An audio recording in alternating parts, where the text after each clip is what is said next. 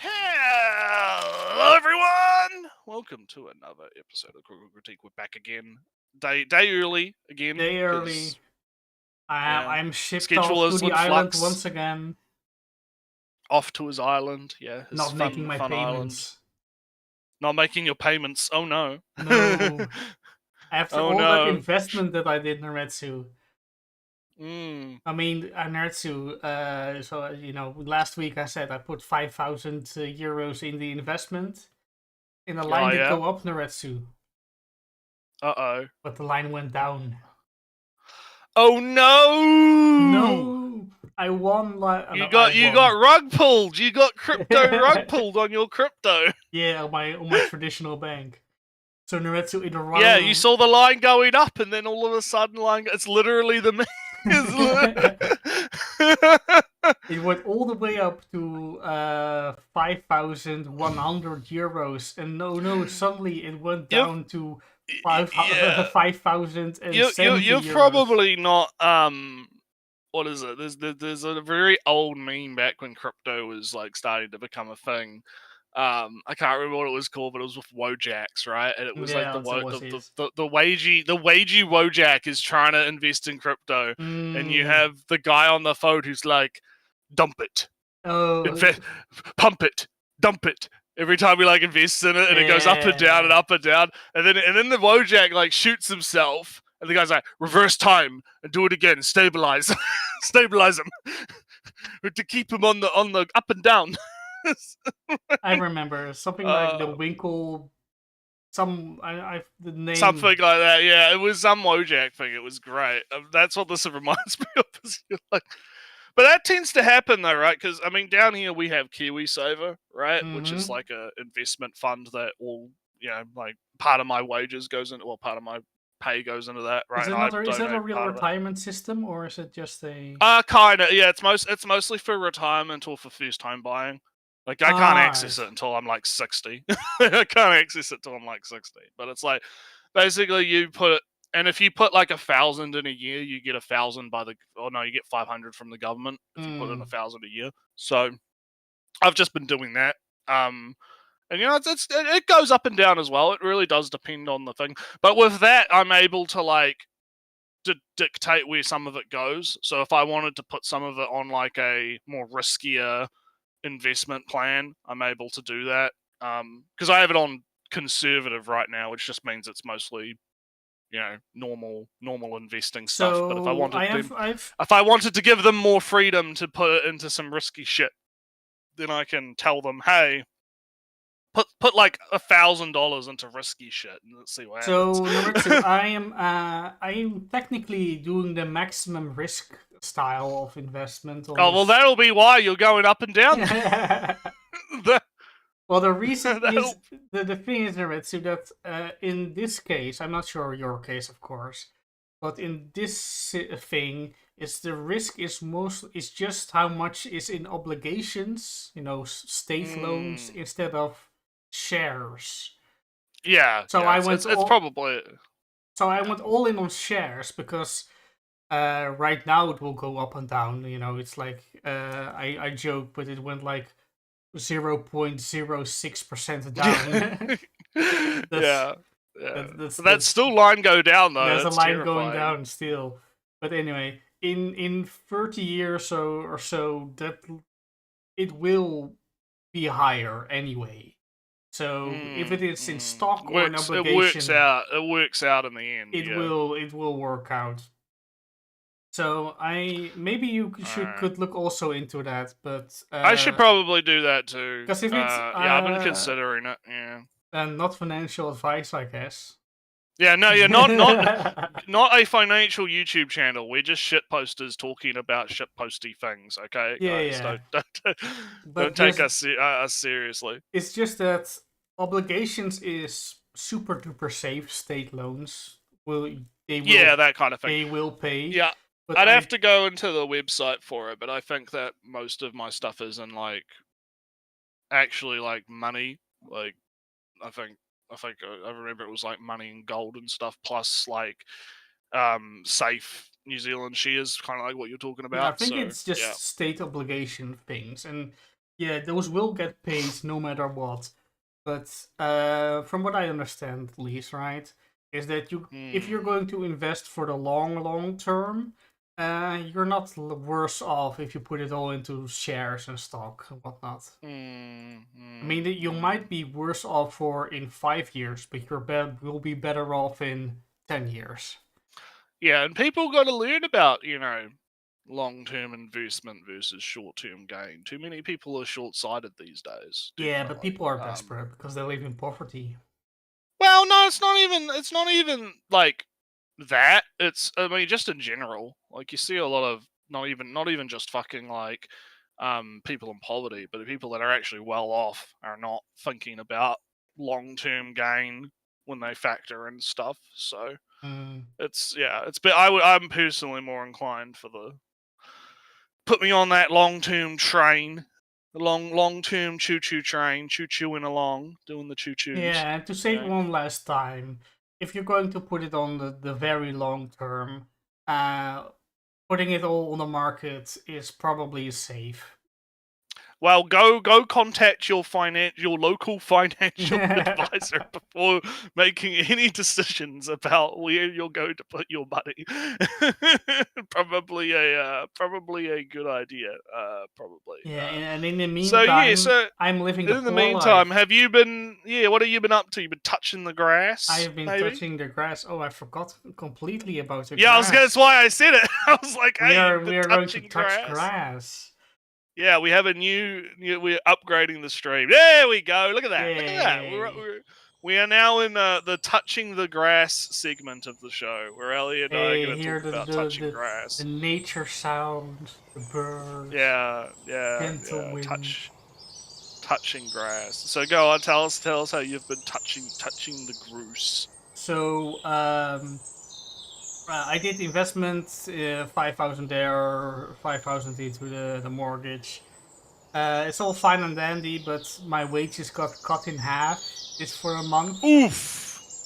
Because I got paid too much for like the entire year. So I said, well, I have savings, so cut my, do it all in once. I don't need a payment plan. I have my salary, 200 every month. Just do it all in 1 month. It's fine.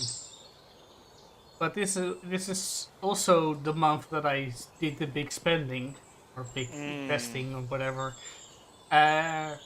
So I thought it was a good opportunity to live poverty core for a month. Yeah, poverty core.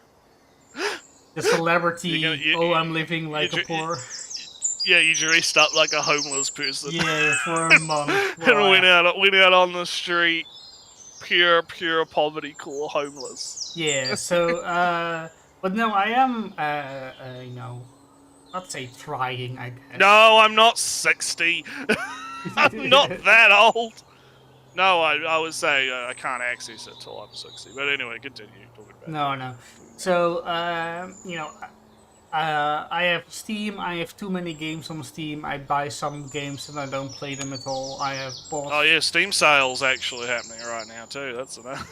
Yeah, but I don't see necessarily something that I want to buy right now, so I'm not tempted. Yeah, I don't either. I'm probably gonna skip this one. So. No, but so I decided alright, I'm just going to just food basically, just food and things I actually need. So Monday I spent like 10 euros, 11 euros on food, and I've been surviving the entire week with it. Based. Okay. No, that's good. So I do have to spend money on Sunday again for the next week, but that would make my monthly expenses now 70 in food, because I'm a little bit cheating, because of course I had food for the already in the pantry from previous shopping trips. Yeah, you're not true poverty coring. Not yet. You're not. But yeah, gotta get those instant ramen packets. And, it's all kind of just in a basic need. Want to not draw from the savings account. Can I survive with a half a paycheck? Right, which is, I think, just a good exercise in general. Can you, if you suddenly lose half of your income for whatever reason, and you still survive. And that's kind of the exercise. Well, that's good. That's good. Well, not good, but it's It's voluntary. learning experience. And it's voluntary. It's not forced. No. So, yeah. Well, so for 1 month, what else we got? Kind of. Yeah, because I haven't really done anything the last week, so I don't really have any touching grass stories. It's mostly just been the usual. I did talk to a lot of people actually. Yeah, you were saying pre-stream about you were having fun with your new friends, your new homeowners association friends. Yeah, so over here there is some sort of homeowners association kind of system. I do live in a complex, an apartment complex, but I feel like I'm not familiar, of course, but the horror stories out of the America of homeowners associations kicking you out of your house because of an unkept lawn or something like that. Over here, it's just the association owns the exterior, owns the roof, owns the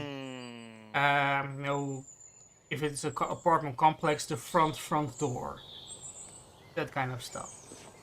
So when somebody decides on their own to drill a hole into the roof with a nice sky view window there, that's not allowed. That's a big no-no. And when we then decide, no, you have to put it back in its original state. And then they say, no, that's too expensive, I don't want to do that. Well, then no. Then it's legal time, legal battle. Hey! Legal time. So, legal time! So, Loretsu, you might not be surprised that my sympathy for the person who did this is kind of low, since he's a landlord. It's not even his own apartment that he did it in. He tried to rent it out. You would think that he'd look, check the rules, consent, check your rules and shit. A little bit. No, but you'd think. He had some kind of a sad story from, I bought it and it was like 40 years old, so I had to do everything, and suddenly my guy who did the apartment said, "Oh look, I can put a roof. I can put a skylight here." Oh yeah, pretty skylight, yeah. And then it was like, "Oh yeah, let's do that." So I went with the flow and not realizing the rules, and it's not my fault entirely that I let it happen. Well. And now it's and the renter that I had in it made a mess of it, so I'm very sad, and I'm really. I'm very sad boy. Sad boy. But we were in, he was in conversations with the kind of the chairman of the association, and the chairman was, he was doing the presentation update on this thing. Like, we're still in conversation, blah blah blah blah, and then the landlord says, "No, I'm suing." No, fuck you. So the chairman said, all right, so this is the update. We're getting sued. Yeah, this is the update. We're Since when? Since just now. Since today. Oh, fucking hell. Sounds like a fun drama. Also was like and it's fun for you because you just get to sit there and watch it happen. You don't really have to fucking give a shit. You could just kind of be like, hey! Landlord fight, let's go! Yeah. Homeowner associations against landlord. Who wins? Who wins, yeah. Who will win? Find out on the next episode. Next year. But yeah, so it's gonna take a while for legal battles and shit. And but also like the vote to order it to be reverted to its original state, because it was like the last year's meeting, It was like, all right, we discovered that somebody put a hole in the roof and put a window, a window there. It's against the rules, but he asked to, have retroactive permission for it. What should we do? And then we had like a half-hour conversation. Well, it's kind of sad, and it's like this, and it's not, too bad, but you need to ask permission. It's like, nah. And I have the honor, Naretsu, to be the first one who said, what if we just say everything has to be back to normal? And then everybody from, yeah, let's do that. Oh, so it's all your fault. It's all my fault. Well, we had a vote, but I just came in with... And they were like, no, it's all your fault. You put the idea in people's head, and everyone was like, oh, yeah, we could just... we could... I mean, I guess I did, because we were talking like for half an hour, going all around in the same argument. So I just... let's do this. For like, yeah, let's do that. Yeah, let's do that. And now they're gonna be suing the man. So we got legal insurance, or not we, not even me, because I'm just a resident. The association has legal insurance and whatnot, and it says in the rules that it's not allowed. So that's an easy one. The book says no. Fuck you.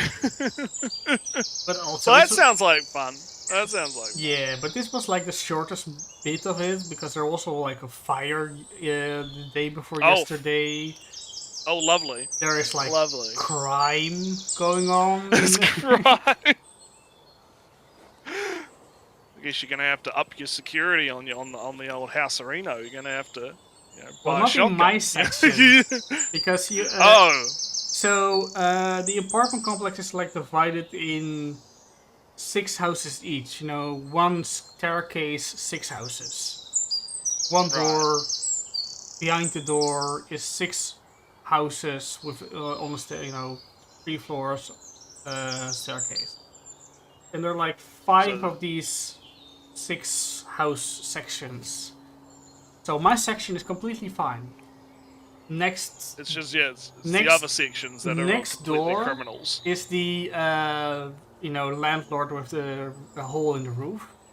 Next to that is where the fire is, and next to that is like a bunch of it's the crack den. Yeah, okay. Not even crack den. It's just a bunch of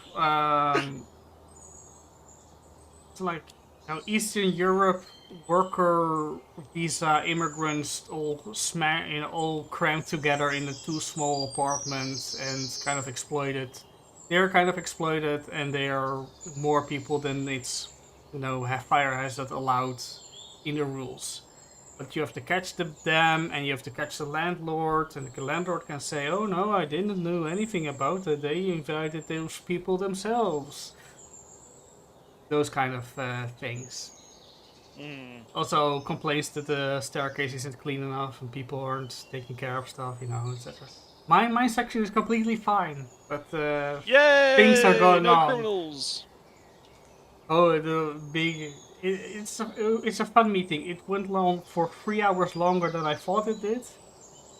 Because I wanted to make this waiting room for this stream. And I planned this stream out like yesterday, but meeting went so long it went past my bedtime, and I have to wake up early because I have shifts and whatnot.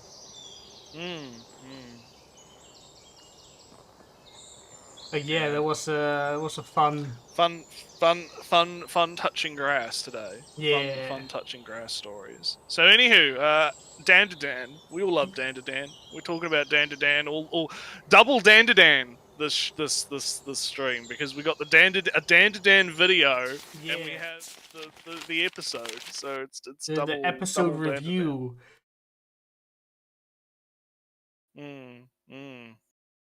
So so basically this was one I think showed up on the Twatters. So let's switch on.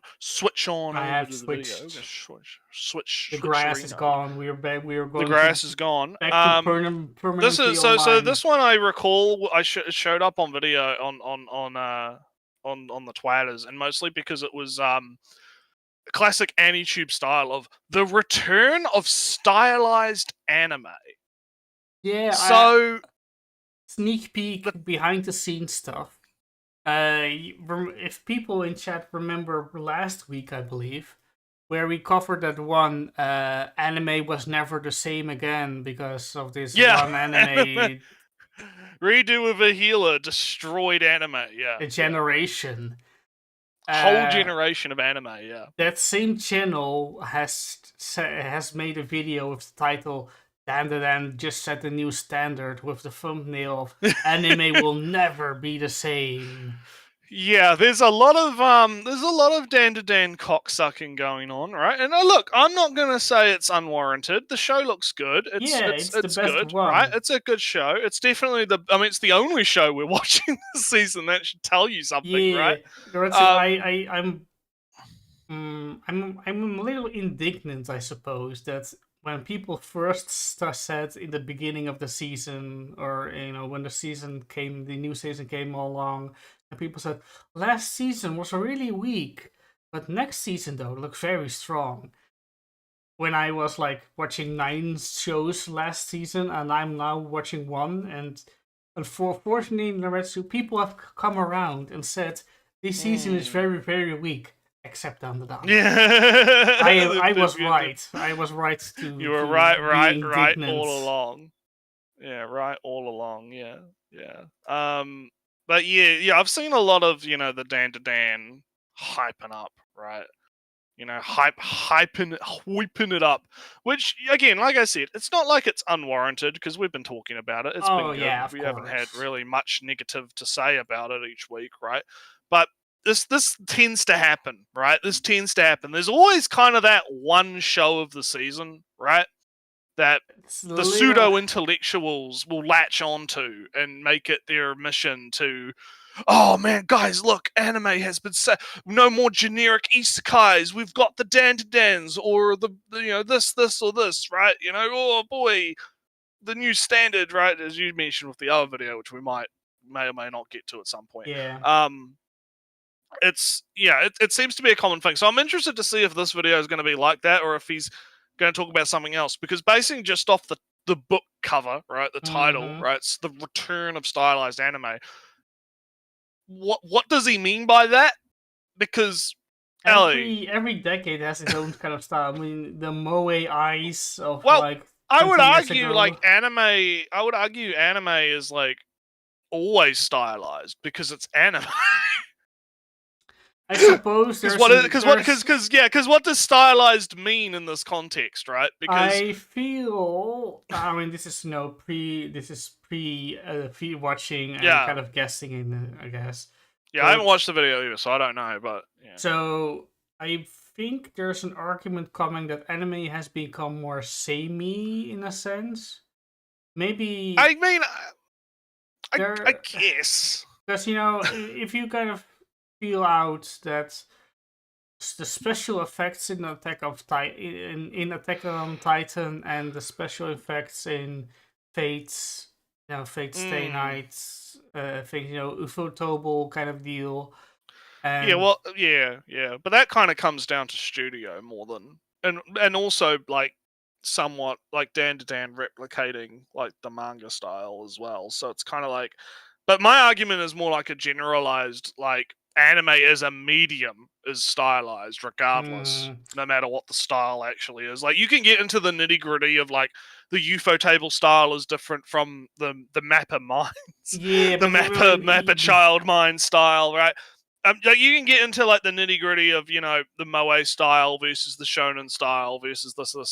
But the thing is regardless, they're all stylized. All of them are styles. They're all, but I feel thing. If I'm mentally mind reading the video right now, it's that Chainsaw Man had a lot of special effects going on.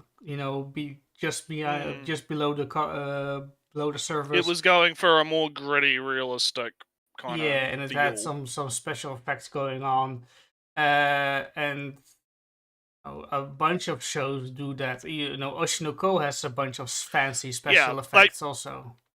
like, to get to what I'm trying to say is, I think that the statement, the return of stylized anime, is an oxymoron. I think an oxymoron is the right term for it. Yeah, the Where same thing it's twice. like it doesn't make any sense to me, because to me all anime is stylized to begin with. So how can you, like, when have we not had a stylized anime? Right?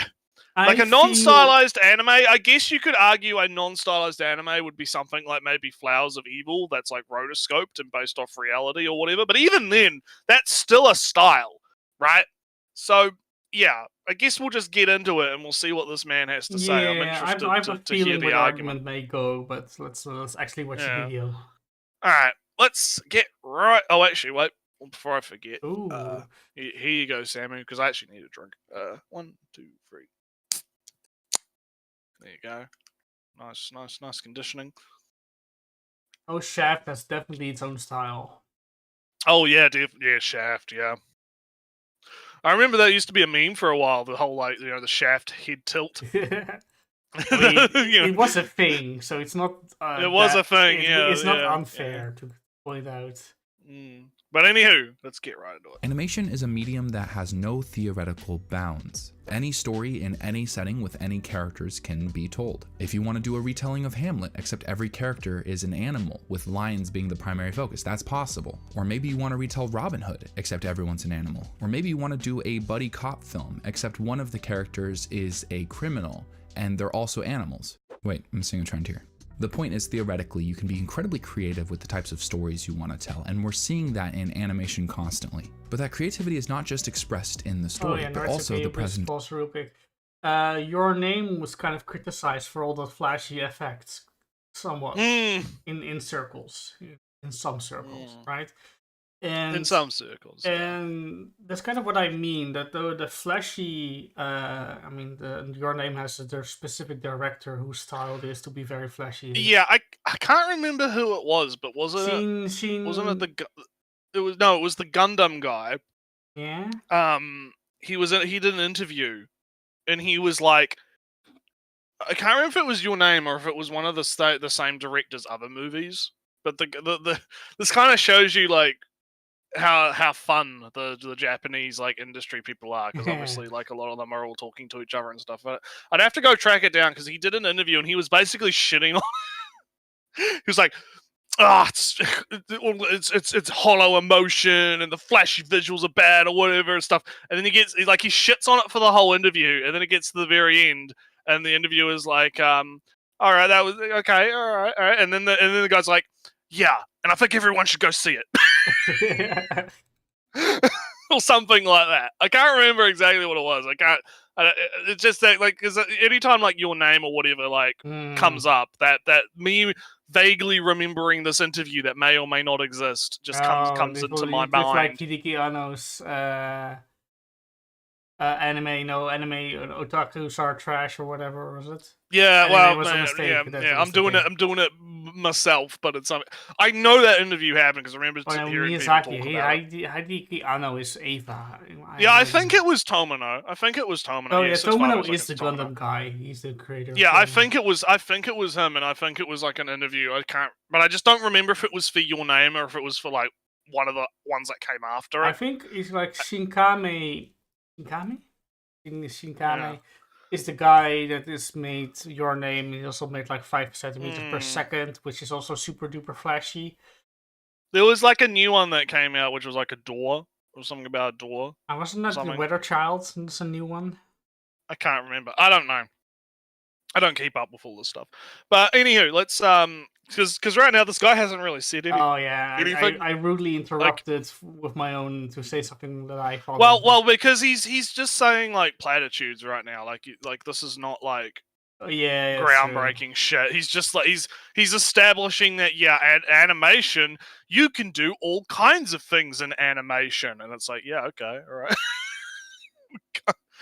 Yeah, he's only 33 seconds in, so let's give him some time to cook. In filmmaking, style can be prevalent. Some of the most famous directors of all time are known for their clear stylistic decisions. And animation isn't a tool that limits stylistic creativity, it does the opposite. Yet despite all of this, I feel like animation recently has moved to be more and more homogeneous, prioritizing one specific goal: realistic beauty. I'm not here to criticize that pursuit, just highlight the fact that on a spectrum, as one side is pursued more and more, it creates a vacuum and demand on the other. My name is Pei, and today we're talking about the return of stylistic anime. There are... Okay. So, interesting. If he, like, maybe he... I like, wonder... I don't know if I would... I guess you could argue that anime on some level has kind of moved into a more like realistic beauty angle, but I think the question is what are you watching, right? Because if he's watching, I'm going to make an assumption here, right? If he's watching a lot of these like, you know, Your Name type movies and Chainsaw Man and Jujutsu Kaisen and, you know, these kind of high fidelity, high budget, you know, kind of animes, right? Yeah, no shit that those animes have kind of moved into a sort of pseudo, you know, maybe not fully realistic, right? Because there's obviously some stylization still going on in them, right? But they've moved into a more realism, you know, the beauty of realism, right? That as he describes it, which I know what he means when he means that, right? Because he's triggering the creative studies part of my brain because I know what he means when he means that, but I think the issue is he mentions like, oh, when one side is getting more attention, that's creating a vacuum. Well, I don't like if I look that. at what's coming out this season, right? Like outside of DanDaDan, right? If you go to like what's that, like anime schedule, I go to like what was it season? Need chart for me. That's my preference. Well, no, a live chart's great. Well, the stuff that I haven't been watching, but I had like on the list still. Like you had the Demon Lord anime. That looks pretty.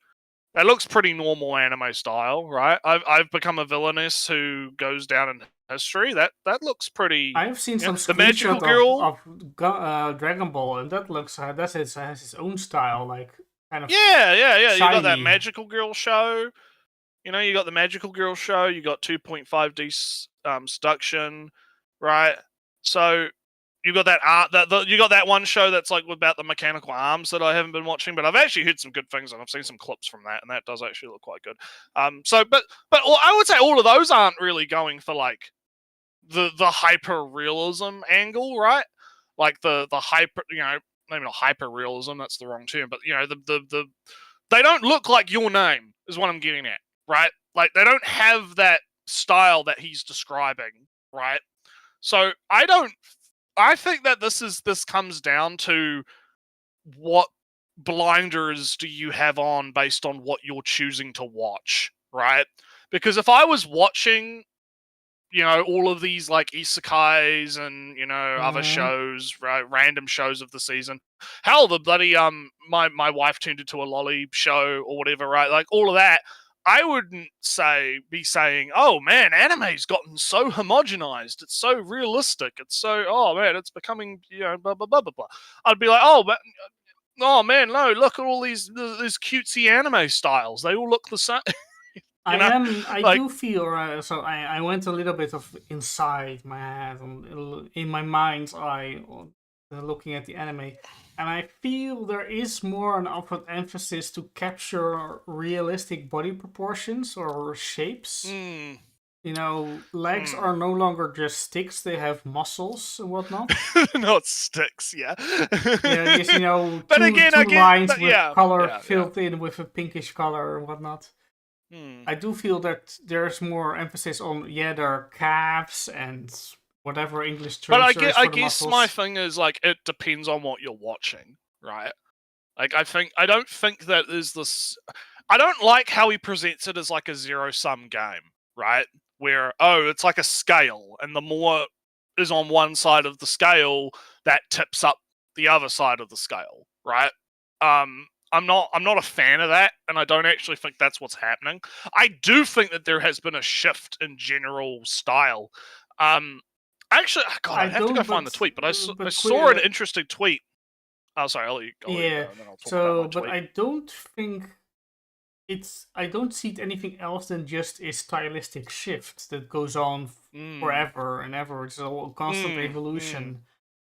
Yeah. You can't just draw a straight line in evolution of styles and... Well, I was on Twitter and there was this tweet. I'd have to go track it down, but it was like yesterday, so it'll be deep in my lewds that I've been retweeting. But it was basically like a tweet about how this Aero guy, I can't remember what Aero guy it was, but it was for this Aero guy, and it was like, oh, look at these redesigns, right? These redesigns, they look so bad. It's gone. We used to have this style, right? This sharp anime style. Oh, I remember this argument. Yeah. Yeah, and someone like quote tweeted it saying like, after having like a long discussion with a like an actual Japanese like person about it, supposedly that's kind of what they want, right? They can't. Oh, apparently that tweet's gone. The quote tweet's still there, but the actual tweet has disappeared for some reason, which is weird. Yeah, that's kind of weird. I don't know what's going on there.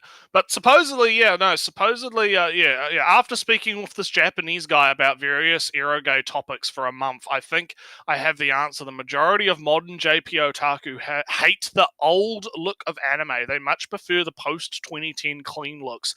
Hence, all the remake designs coming out cut out the sort of old aesthetic. Not just eroge, apparently most hate the old style in any type of format, be it anime, manga, game. The guy was so surprised when I said I didn't really dislike the old style, as that was the common stance nowadays. JP bros kind of have shit taste, not general. But I found that interesting, right? I found that interesting. So how, like, I do have a small thing in that we kind of, we look at the old style, right? The old style of Spice and Wolf, compared to the new one. Like, well, I mean, High School DxD is a good example because that had a massive style shift. Like, yeah, or something like that. But you can look at the old style and say, oh, look how unique and fresh this old style is compared to all the samey things that are today. And kind of ignoring the fact that Spice and Wolf and your High School DxD look like every other anime in that season also. Yeah, at the time, yeah. So, if you are super familiar with all the eroges from that time period, you might say, I'm happier they got a redesign because they just look like every single other eroge game ever when they came out. And now I find it interesting. I find it to be an interesting like disconnect between, if it's true, of course, because on the Twitters, right? But I find it to be an interesting. It's an interesting topic to talk about. So, yeah. What was the old style, like 80s, 90s? Do we count early I would count early 2000s. I mean, if I'm talking about DxD, we're talking about like what? I can't remember when DxD first came out. That was like fucking. What is an old style? Because I'm in my head... I mean, even that's an interesting question, Samu. Like that's actually even an interesting question. So because I see already a difference, for example, with Zero no Tsukaima. Or just use Spice and Wolf, because there are two versions of it, right? Yeah, that's a good one to use. Spice and Wolf, thin limbs, not very much detail in the limbs, and kind of slightly sharper edges on chins and eyes and whatnot. Sharper shading as well. Shading, and flatter limbs. Saying there's no shading, no shape. Kind of and part of that is like you also have to think about like the technology as well. Yeah, it was different back then. I mean, I think they were using digital stuff back then, but it wasn't as cell animations refined, right? Yeah, it wasn't as refined, and that was but anywho, just to answer Sam's question, I would kind of define an old style the moment you can identify it as an old style. A little bit, yeah. It's kind of But anywho, let's keep going. Very few mediums that I think have so successfully pulled off stylistic storytelling as anime. So many shows that I love were created with a very unique style that would almost be instantly recognizable. For this video, I decided to write some shows down that felt hyper stylistic, and the list was really easy to fill out. For example, to list a few just from shows and movies I've seen: Gurren Lagann, Paprika, anything from Hayao Miyazaki, Ping Pong the Animation, Mob Psycho, Cyberpunk Edgerunners. These are just some examples. I'm sure you can think of lots yourself. And that doesn't even include shows that I have. If that is his list, I'm kind of disappointed in him. Yeah, a little bit. There's also, but again, I mean, his assertion, right? His assertion that animation is one of the most stylistic mediums in general.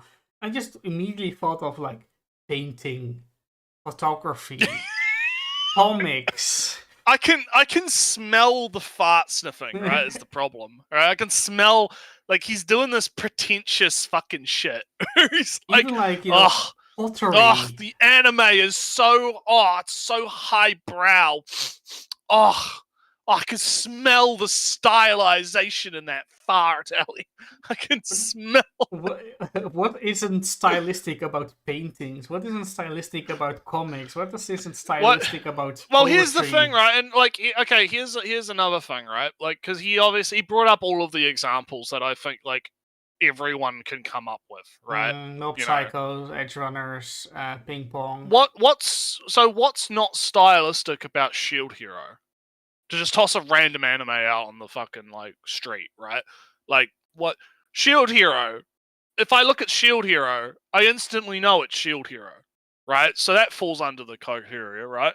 Like, what would be another example? I have to bring up the anime list again because I have to because this is my problem with my autism. I have to actually see things that don't exist. Yeah, like if I look at the Demon Lord anime, right? That's got its own style. It's got kind of this cyberpunky kind of aesthetic. And again, it also depends on the studio too. Each studio has its own. I can tell if it was made by Shaft or JC Staff or Mappa or UFO Table, right? UFO Table did the what was it, Tales of Whatever adaptation, and that actually looks kind of similar to Fate. Even though they're both different anime with different, visual cues, you can look at both of those shows and know that they're done by the same studio, right? Like they both have the same kind of flair to them, right? Yeah. So it's kind of like how with Kyoto Annie, right? Like K-On! And Evergarden and all of the you can kind of tell, right, in the way that they draw certain things, right, that it's from that particular studio. So I'm just to kind of wrap up my point here. I feel like this comes back to what I was just saying about how he has his blinders on, right? And he's saying, "Oh yeah, all the stuff that I like is super stylized, guys. I'm a smart, intellectual man that likes the stylized highbrow anime."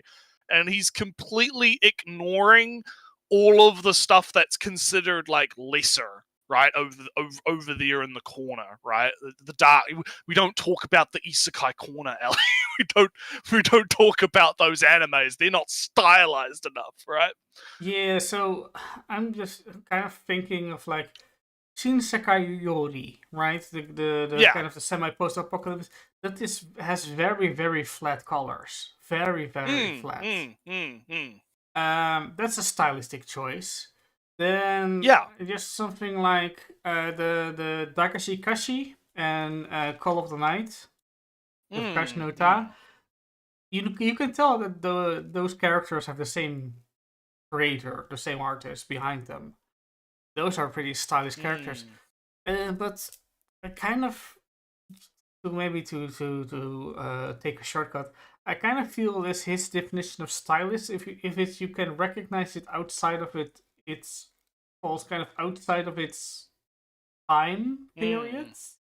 If it's uniquely identifiable, not if you can't tell what time it was made, then it's got its own style or something. Because I'm not tasting any real, higher taste in edge runners than in I forget the name of this anime. It's I never watched it, but it always looked like kind of interesting. The Exorcist guy. Also, there's a question on where does style begin and end? Can style include music, color, etc.? For instance, Ufotable made Demon Slayer, but it also made the Ruby anime. I didn't think those two share similar styles. Yeah, see, that's actually a good point. You know, like, the style. If something is stylistic, and if something has share the same style, are slightly different things. Sorry. But I mean, you could also consider like it because it gets complicated because it's not just like the studio, right? That's a trap. People and whatnot. Yeah, I don't want to like fall into that trap of like, oh yeah, it's the studio. No, it's because like maybe it was a different team. You'd have to look at the staff list, right? Maybe it was a different subsect team, subcontracted, part of Ufotable. There is a tendency to ascribe a single game to a single the creation of a game to a single person, says Spectre Warren, creator of Deus Ex. Yeah, and that's a trap that you don't want to fall into that trap. But that kind of goes into Sammy's question, right? Like that could be why maybe the Ruby anime is a bit different from other Ufotable products, because perhaps maybe there's different people. But again, I don't know. I'd have to look into it. But yeah, no. I mean, at first glance, right? You couldn't convince me that Trigger made Little Witch Academia and Cyberpunk. It's kind of a hard sell in the beginning, but when you see both of them in its entirety, you can pick up on some sensibilities and some techniques here and there. The chase scenes are kind of similar in a sense. They use similar camera techniques and whatnot, and then you can pick out some creative direction and some stylistic choices in that sense. Even though, of course, it looks different, very much. All right. But what is a style? There's a million. Yeah, what is a style? There's a million different ways to interpret the style, from studios to creators to just camera view angles. Yeah. All right, let's keep going. Haven't seen like Mononoke, Trigun, JoJo's Bizarre Adventure, or that new One Piece fan letter. Style is prevalent in this genre, but that doesn't feel like it's been so true lately. So the point of this video is to explore that idea of, is style actually becoming less prominent, while also talking about this new show that's airing that I think is full of style. One so good it made me realize just how much I missed hyper stylistic anime. But before we get to that, there's a couple things we have to talk about first. Okay. Anime as a genre has certain stylistic norms. An example might be this argument that anime characters are based off of the shaped face of cats. You seen this meme before? I have seen it once and was like, oh, this is so fake. I'm not going to pay attention to it. I mean, it kind of makes sense in a sense. In the sense that you can it's more of a like useful like drawing technique tool thing than it is for like oh look, it's like, a mammal. Well, I wouldn't like make it like as a serious point, right? No. But it kind of basically it has some validity, but I wouldn't like hinge an entire fucking argument on it. No. Emulating theirs. Now, this isn't a proven case, just a compelling argument made by a man named Sadahiko. To pause and go back to the thing and to those cats and the faces that are this one here. This is just reading emotions. This is this is an us thing. This is an us problem. It's not you. It's me. There's a term for anthropomorphizing something. No. Seeing faces and things. It's like pareidolia or something, where it's like you see like a face in something that's not actually a face, and that's to do with it's an evolutionary survival thing. Or whatever, but no, it's I mean, you could use cats as a basis to do the thing, but again, it's it's a fun little technique, but I wouldn't hinge an argument on it. No, I mean, because I'm offended, so I'm triggered here. The only thing that these drawings take from these photographs is the position of the eyes. The rest is ignored. Yeah. The nose is ignored. The mouth is ignored. I mean, look at this guy here, the middle one. Like, that chin is like... I mean, yeah, he's matching the position of the cat's mouth, right? And he's extending the chin. But it's... Yeah, I wouldn't... Yeah, again, funny, haha technique. Not... I wouldn't take it so... It's not that serious, bro. No. It's not... Anyway, let's continue. In case, just a compelling argument made by a man named Hantani Sadahiko. The point being that anime has a distinct style. It's a dumb argument. It's dumb. Oh man. But I mean, he's right. Anime has a unique style, but I don't really think that has anything to do with cats. So no. Anyway, let's keep going. One based in exaggerated features, like the eyes, which are more expressive. Another really interesting example is, you know that trend where people get nosebleeds whenever they're put in fan service situations? There's no real reason for it outside of the fact that it was introduced in a manga in the 1970s. Animation in its purest nature. Yeah, things take things from things that come before. That's normal. That's so I learned traditions get, passed down and adjusted and morph and change, and then eventually it's no longer exactly the same thing as it once was, but it's still a homage to that thing. To the point when it's no longer recognized as a homage and instead its own thing. Yeah. It's own meme, basically. Recently that the characters have wings on their heads, right? On their head. And like in Xenoblade. The Xenoblade characters. Yeah, I know what you're talking about. Yeah, that kind of thing. Apparently, the first time that somebody decided to put wings on a character's head is like in Devilman. Oh yeah. And people just decide, that's a fun position to put something on their head. More often in view or whatever, etc., etc. And people just decided to use it, and now. I don't. Yeah, because it's like, because what will happen is you'll have another artist who'll look at that and go, "Fuck, that looks fucking dope." I'm gonna do that. I'm going to make these wings all reach all the way to the floor. People need to understand, right, that a lot of art is just looking at someone else and going, "Fuck, I want to do that," and then you try to do that. And then you fuck up trying to do that, but in fucking up trying to do that, you end up creating your own thing anyway, right? Same as in writing or in anything, really. Yeah, I think a lot of people get, this is a little bit of an art tangent, right? I think a lot of people get discouraged because they try to copy the masters or they try to copy the people that they like, and then they don't succeed, not realizing that that's like part of the process, right? So, for instance, if we're talking about like the wings on the head, right? Like, yeah, Devilman might have come up with that idea, or the author of Devilman, right? Because it'll go back to the manga, right? The manga might have come up with that idea, but then the people that were reading Devilman at the time probably were like, "Damn, that looks fucking sick." And then in their sketchbooks after class, they're busy sketching their little OCs with the little wings on the heads. Instead of that wings, feather wings, it's bat wings. And suddenly you have and then maybe someone comes up with, "Oh shit, what if instead of doing the bat wings, I did the feather wings," right? And then, "Oh shit, that also looks bad," right? And then then you get the high anti-ends from Xenoblade. It just keeps going down the thing, right? Succubus sometimes have bat wings on the yeah, exactly. 5-0s. I was stealing so it's kind of like some fun things from chat. Don't worry.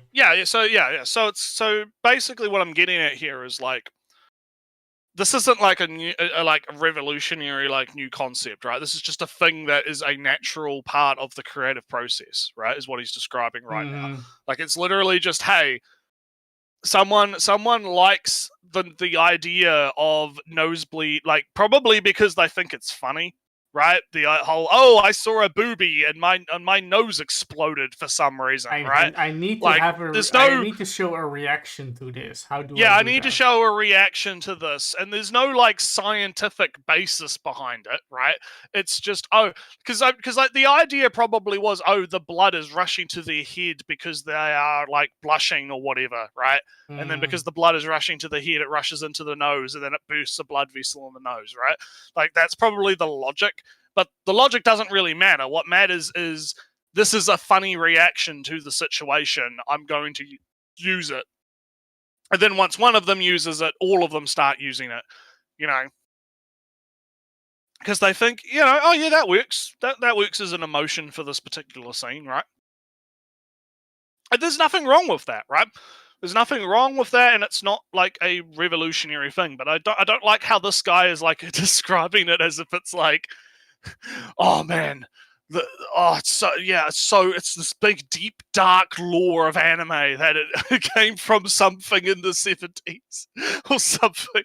It's a fun fact. It's a fun detail, and I like knowing origin of things. Yeah, but I'm not going to say it's not like he fucking went into the archives and took out this like obscure fucking information. I mean, I think it's, you know, good practice, good manners to know that, you know, even, you know, the things of in Japanese RPGs is based on Japanese D&D that was kind of written. Yeah, that's fun. That's fun to get into. And the reason why it is Japanese RPGs have more of a story focus is because in Japan, these D&D campaigns got kind of written up as a story at the end, and those stories then got submitted and got kind of their own little books. Therefore, but I guess what I'm saying is like you're not presenting that as like, hey, Naretsu, I went to the information black market and I found this hot information on the animus and the Japanese RPGs. What are you buying? You know, I don't like the framing. I guess is my issue with it. It's just like he's hyping it up. He's doing that zoomery thing where you hype things up, like. And it feels pretentious, right? That's the overall vibe I guess I'm getting from this video is this air of pretentiousness, right? I'm not feeling as much pretentious. It's more of kind of a I'm so smart. I found out the Japanese kind of blood. I'm getting more of I'm excited. I have found new information. I'm excited to share, but I'm doing it in the essay voice. Yeah, maybe that's the problem. He's doing it in the essay voice, yeah. But anyway, let's keep going. Nature is inherently stylistic. However, there are certain shows that take that stylism to the next level, and it's been done really well multiple times. But has stylistic animation become less common? I feel like with modern animation both in the West and in anime, there's been this trend towards hyper-realistic beauty, and extreme attention to detail, focusing on things like texture, lighting and shadows, movement, and sound design. Anime is adding more mid-tones, steps between light and shadow. Reflective material is catching light more often, even to the point of exaggeration because it results in this really beautiful product. It feels like every mainstream release, even if it's not a very good show, is still beautiful. Animation standards are outstanding. However, while this trend is engaging and interesting, it's also led to a more homogeneous environment. So is he complaining about having more, the touch-ups giving us, more glass reflections and, lens flares and whatnot because the touch-ups thing? My thing is like, again, what are we talking about here? Because movies have that because they have the money and they only have to worry about doing a movie, right? Yeah, they only have to worry about doing a movie. So obviously the movie can afford to have post-processing, screen reflections, mid-tone stuff, right? But I would argue that, DanDaDan itself, right? Like, even though it's it is stylized and it's got a lot of style to it, would you argue that DanDaDan is still quite flat in its coloring? Oh, it's very flat.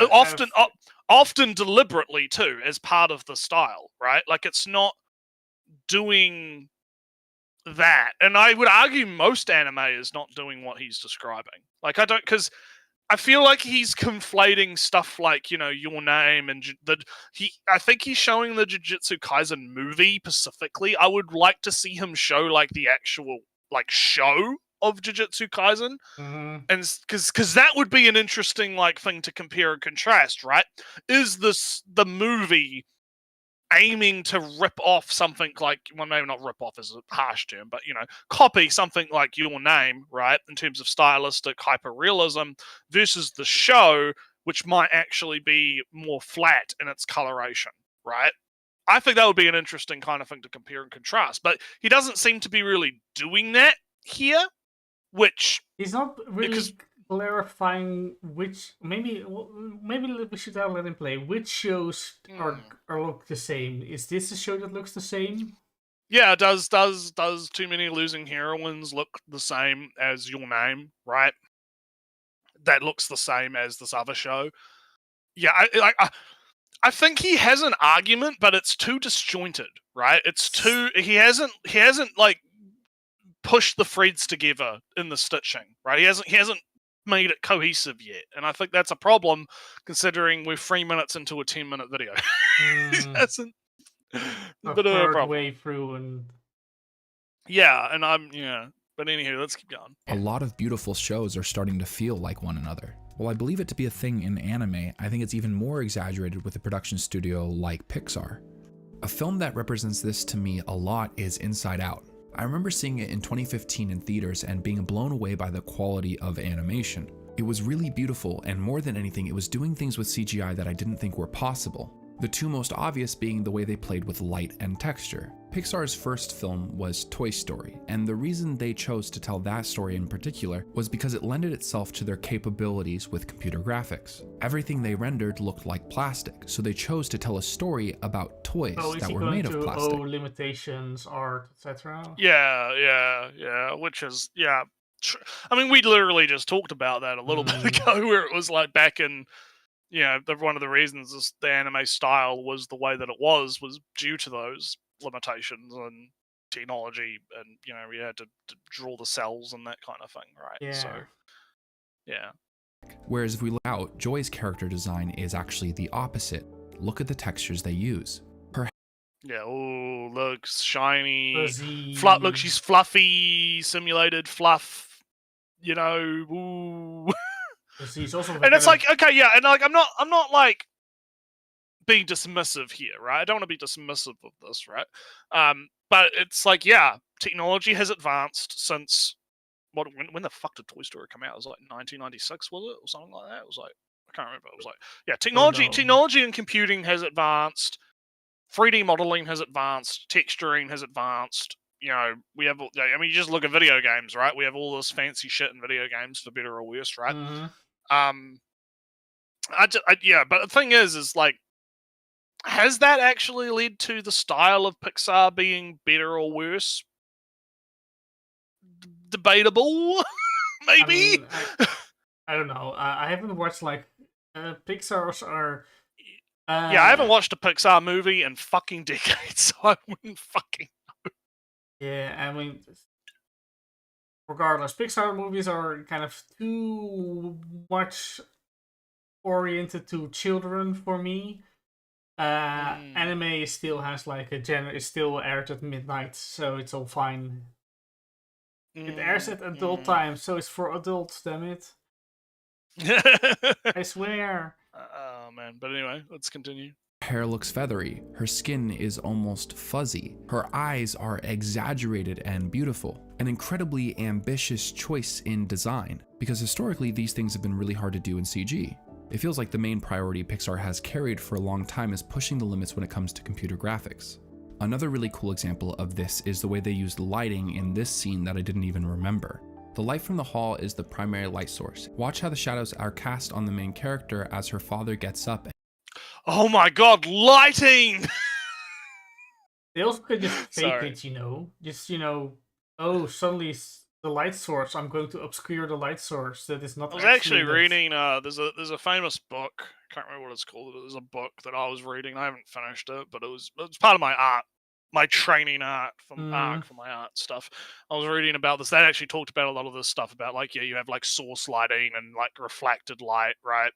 Like, the light's coming from behind him, and so obviously he's casting the shadow on her, but then there's also like the fact that she's still somewhat lit because she's getting lit by the reflected light from the different angles of the door, right? And stuff like that. And then, there's lighting is very fucking complicated. It's also, actually very, very complicated. On the Twitter and wherever else, where people post what actually happens in cutscenes. Oh yeah. Yeah, I've seen some. Somebody picks up a shell and looks at it closely. Where are the arms? Behind her back or whatever. It's like 500 miles away, yeah. Yeah, or just the perspective. Super far away or super close, or the arms just stretch way into the foreground to make it appear a little bit bigger. Yeah, there's a lot of tricks that go into this kind of stuff, right? But here's my thing, right? Here's my thing, right? Yeah, alright, you first and I go. This is my argument, because I got to make an actual argument here, right? This isn't like a unique to Pixar thing, right? This is just a general, like, rules of lighting thing, right?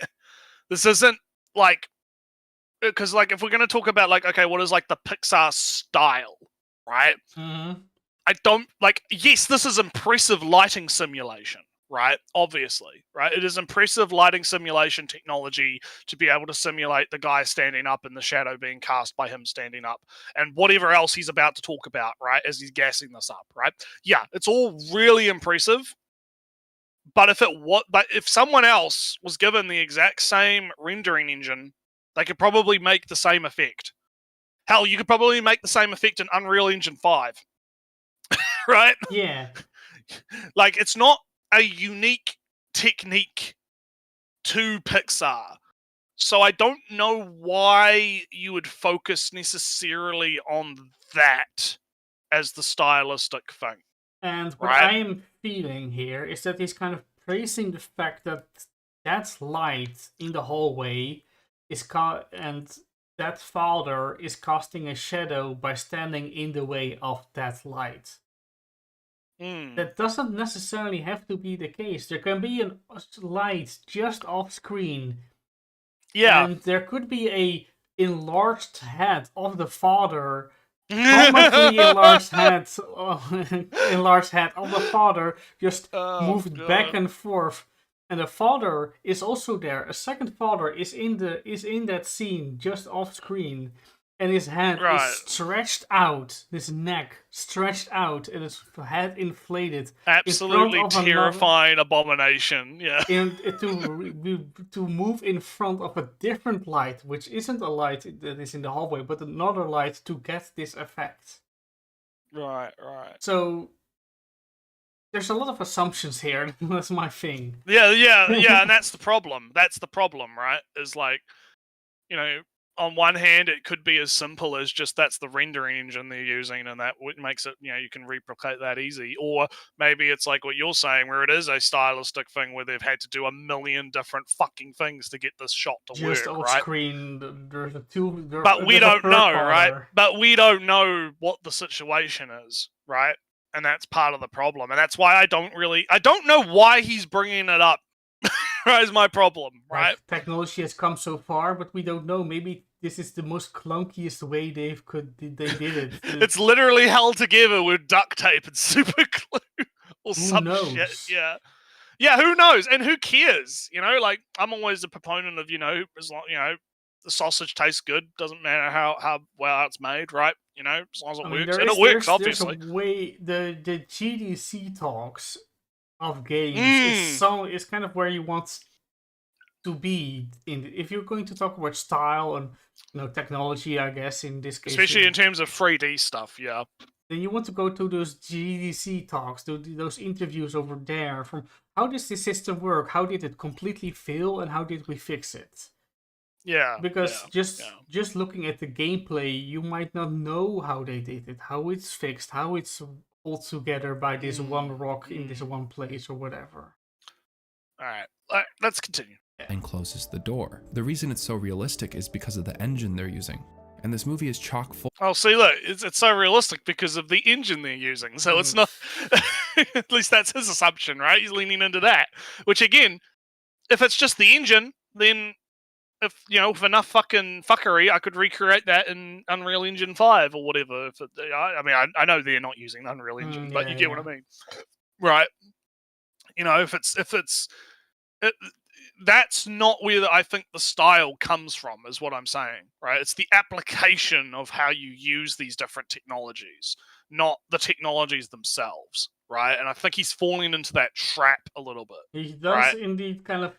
It does feel he's kind of conflating technology with style, and of course, technology informs style.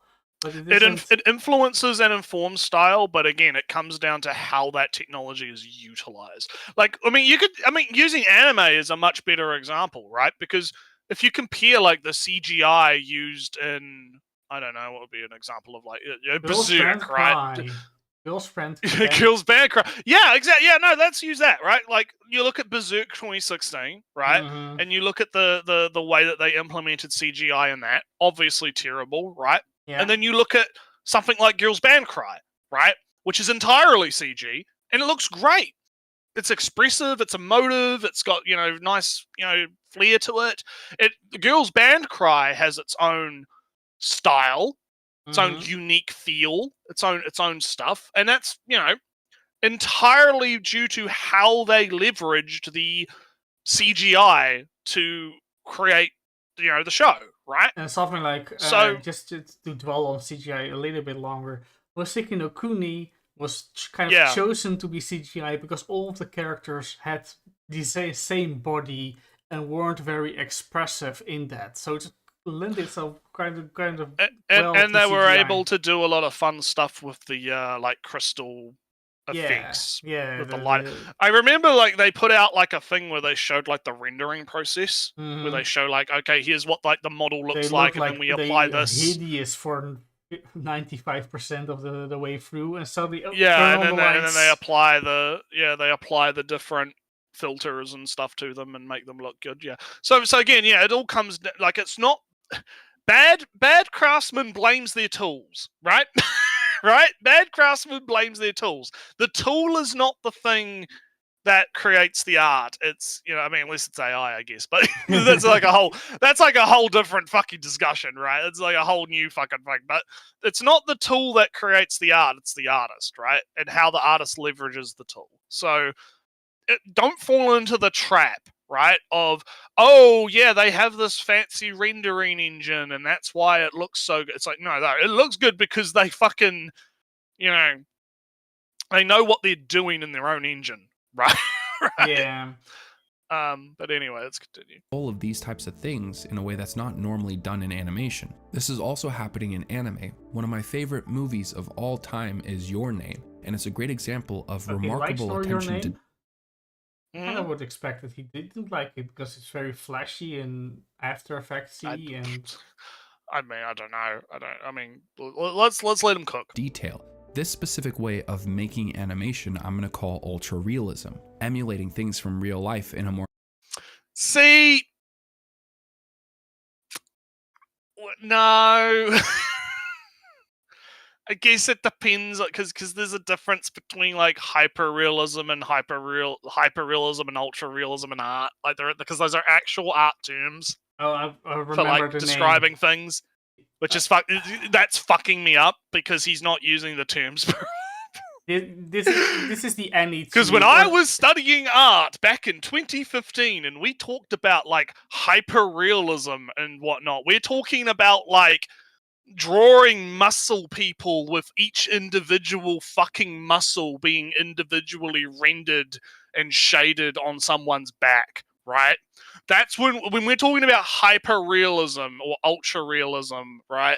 That's typically what people mean when they say that, is like, oh, you are capturing like, it might not be like actually realistic, but you are capturing all of the like scientific fucking notes, right? I don't think Your Name is doing that.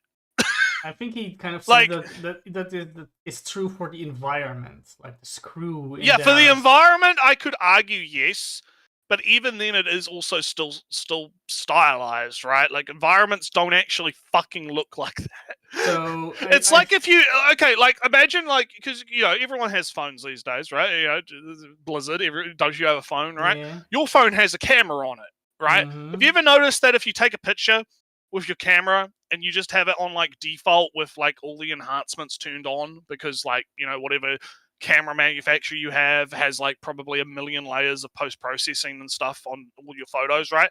Have you ever noticed that the photos are like either a little bit more saturated or a little bit brighter or a little bit, like they look different to how it looks with your eyes, right? Like it might look better, yeah. Like that is kind of what's happening with your name. Your name looks like it was taken on like a fucking Samsung camera and they bumped up the saturation on all the colors and everything and they made it look nice, right? And added some so lens it's flare not for boost measure. Put some lens flare here and there, right? Yeah. So while I would agree that that could be considered like hyper realism, right? It's still tripping me up. Because again, when I was doing like creative studies, when we talked about like stuff being hyper realistic or ultra realistic, we weren't talking about it in terms of like stylizing things like that, like taking something from reality and then taking a picture of it, right, and then making it like adjusting the values and saturations and stuff to make it look, fancier. Like no, ultra and hyper realism was like pushing it closer in the direction of being realistic, not moving it away, right? So, and I would argue that your name is moving it away in the stylization department. So this is a problem on YouTube in general. People invent their own terms that already has a thing. Yeah, already has. They invent terms that already exist. Yeah, is the problem. Like. I'd have to maybe isekai. Native isekai. Like if I went hyper. No. I at one point in my life looked up the term hyperrealism, and that shows a Wikipedia, and that has a definition and some examples. Yeah, and that's what my problem. Yeah, like if you look at hyperreal, I mean, I guess maybe most of these are AI now because fucking AI's everywhere, right? But like. If you look at examples of hyperrealism, right, it's not like the whole point of hyperrealism is to get as close to it being realistic as possible. It's not like, oh, I made something realistic and then I put a filter on it, right? Like it's something different, right? So I wouldn't describe like Wikipedia, like. Yeah, hang on, here we go. Wikipedia, the free encyclopedia. Hyperrealism is a genre of painting and sculpture resembling high-resolution photography. Hyperrealism is considered an achievement of photorealism by the methods used to create the resulting paintings and sculptures. The term is primarily applied to an independent art movement and art style in the United States and Europe that was developed since the early 1970s. Some guy's name is the forerunner of hyperrealism. So like, I put on just from the Wikipedia. This is a painting of reflective. That's what I'm talking about. Yeah, that's what I'm saying. Somebody painted the reflection and the distortion of the reflection onto a painting. Yeah, very impressive. So let me ask you a question. Does that look like your name to you? Not enough lens flare. Not enough lens flare, right? Like, that's the problem, right? Because, he's talking about something that already has a definition, and because I'm familiar with that definition, because I fucking studied it, right? I'm kind of like, I'm having a fucking 404 error in my brain, right? Because it feels wrong. Problem already named. Yeah, already it feels. Yeah, because I get what he means, right? I get what he's trying to describe in your name, right? Because there are like, scenes like particularly of the environment and the nature and in your name that you could theoretically describe as hyperrealism, but I don't like. It's not though. Is the problem? You can still tell that it's anime, right? It's still an anime.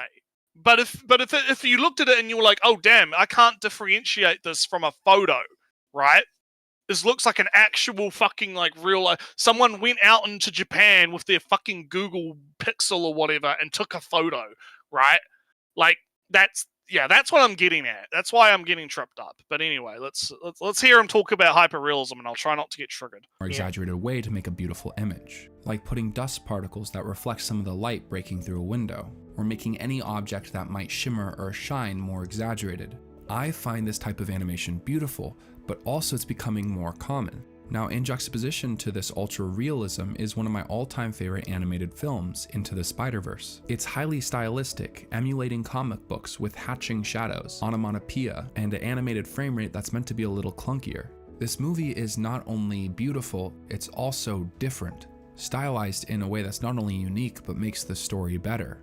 Historically, anime is chock full of so many different examples of highly stylized animation, but lately, to me, it feels like there's been an arms race towards hyperrealism, resulting in many shows feeling a lot alike. There's also a really interesting conversation to be had about the parallels between this discussion and one about video game graphics. The thing about video games that's really interesting is, unlike animation, sometimes they're actually trying to be as realistic as possible. This is especially common with modern AAA games. Interesting. You get a video game video and an anime video, guys. 2 for 1. I just wanted to say, I already kind of mentioned what I noticed in the new style of animation. There's a slightly more emphasis on, you know, body and mass and muscles and fat and all that kind of stuff. I feel, at least a little bit. He's right. There's more half tones, more half shadings. A little bit more of, you know, more muscles being drawn lately. Yeah.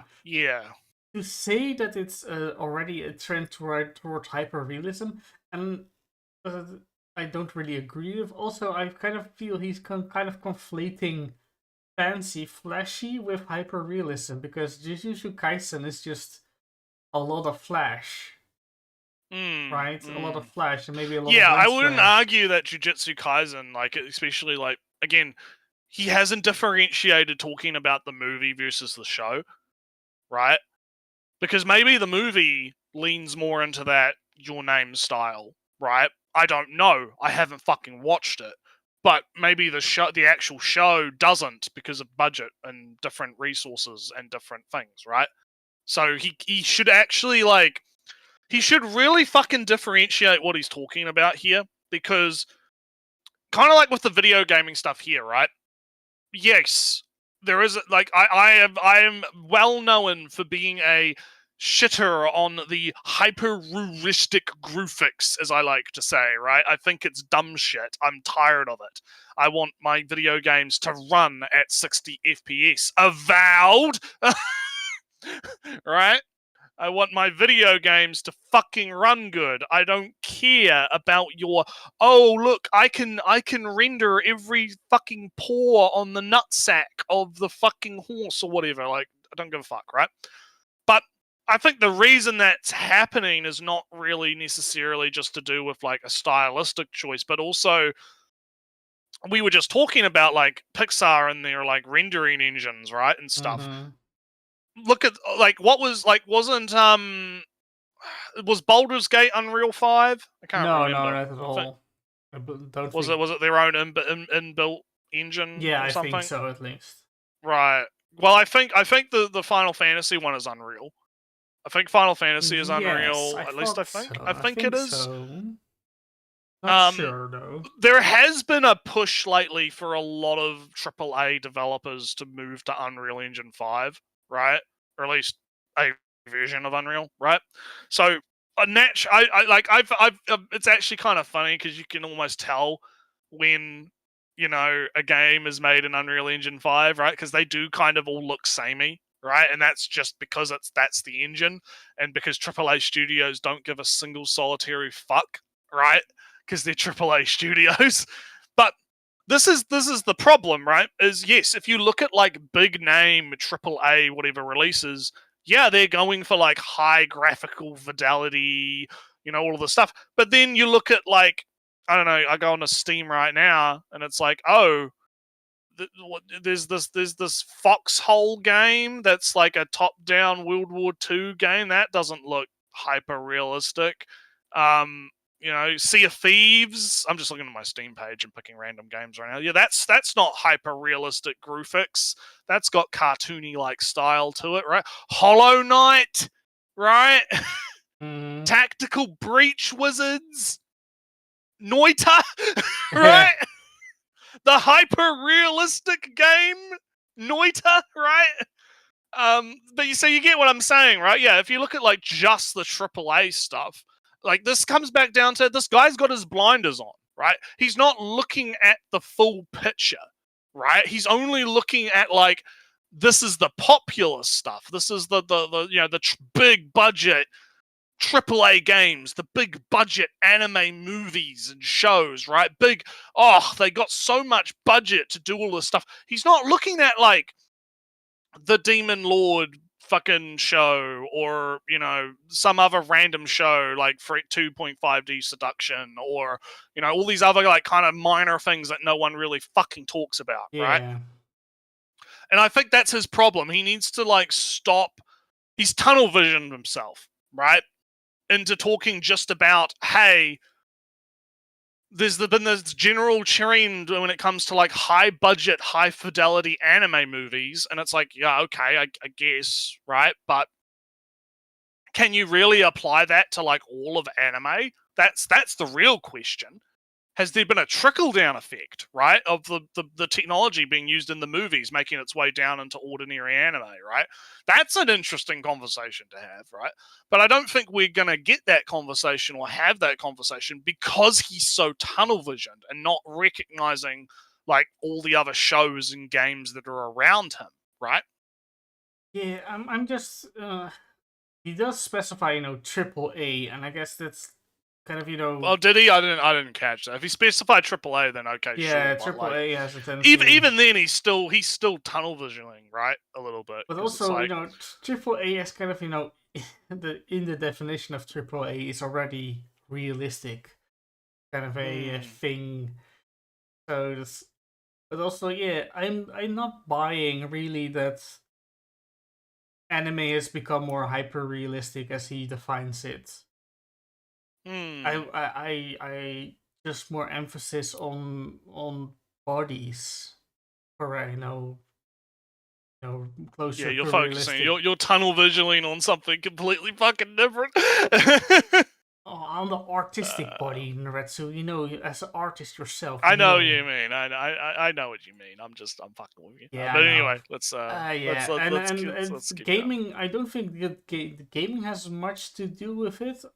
Just changing of styles, and I'm not because AAA in gaming always has focused on more realistic stuff. Even you know when cutscenes were a thing, it was who could have the most realistic cutscenes, the most explosion in the cutscenes, the most cool things in the cutscenes, and bigger and better and more detail, and always only the most expensive games could afford to be more realistic.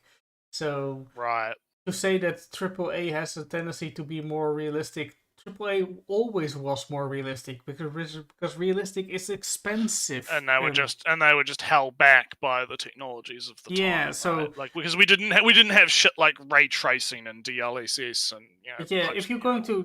Because the AAA is defined with how expensive it is. And being more realistic is expensive. Therefore, everything that is realistic is more expensive. Therefore, everything that follows that the expensive things are AAA. Therefore, AAA is realistic. So, AAA was always realistic. Alright, let's continue. And actually, a good friend of mine and fellow YouTuber Bisley talked about this in one of his videos a while back. A quote he used that I actually think I introduced to him is that limitations breed creativity. Stylistic art direction. That's oh, that was an Ellie groan right there. Holy shit. Why did he do the thing that I specifically said he was going to do?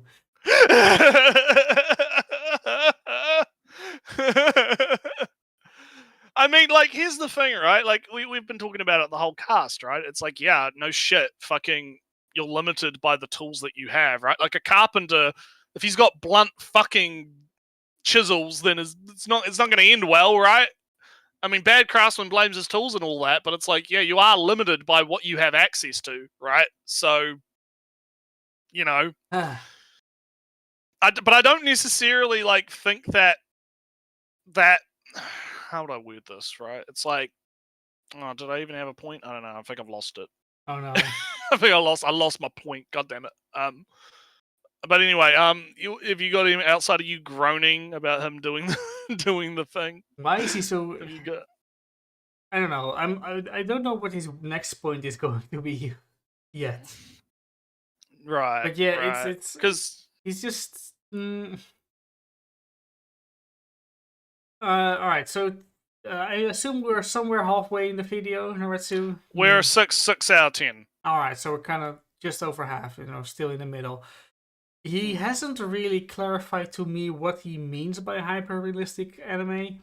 He just goes from draw some connection to games, which I don't believe has much of a thing. He, direct line of influence here. The vibe that I've been getting is he's like conflating high-budget anime movies with all of anime, right?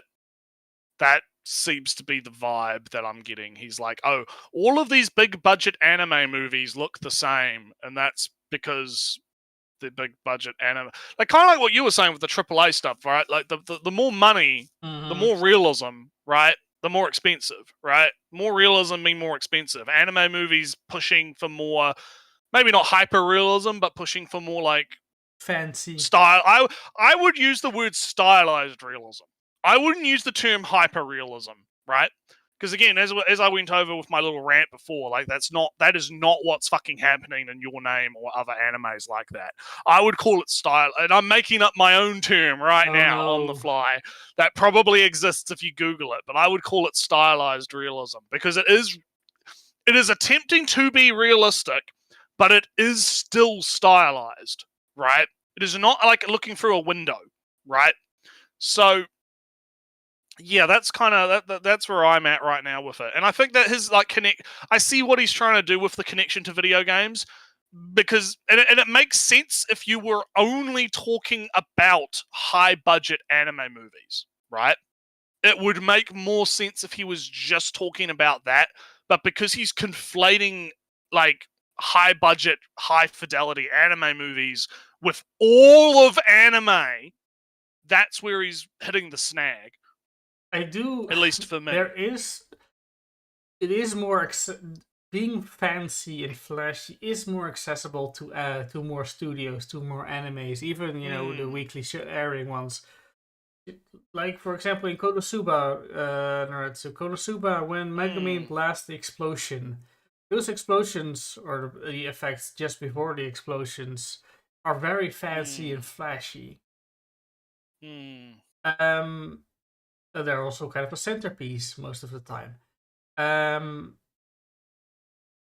You could say that all anime has the opportunity to be that flashy when they want to, and because they all assumedly use the same tools or have at least access to the same level of capabilities to produce something like that in the touch-ups and special effects and all that stuff. It looks more of the same, but then you kind of go into the what we were talking about way earlier, that all anime of the same time period has kind of the same style. So what is so different of now that all anime has the ability to be flashy and have flashy lights and lens flares and fancy flowing magic waves and flows? Whether it is in something like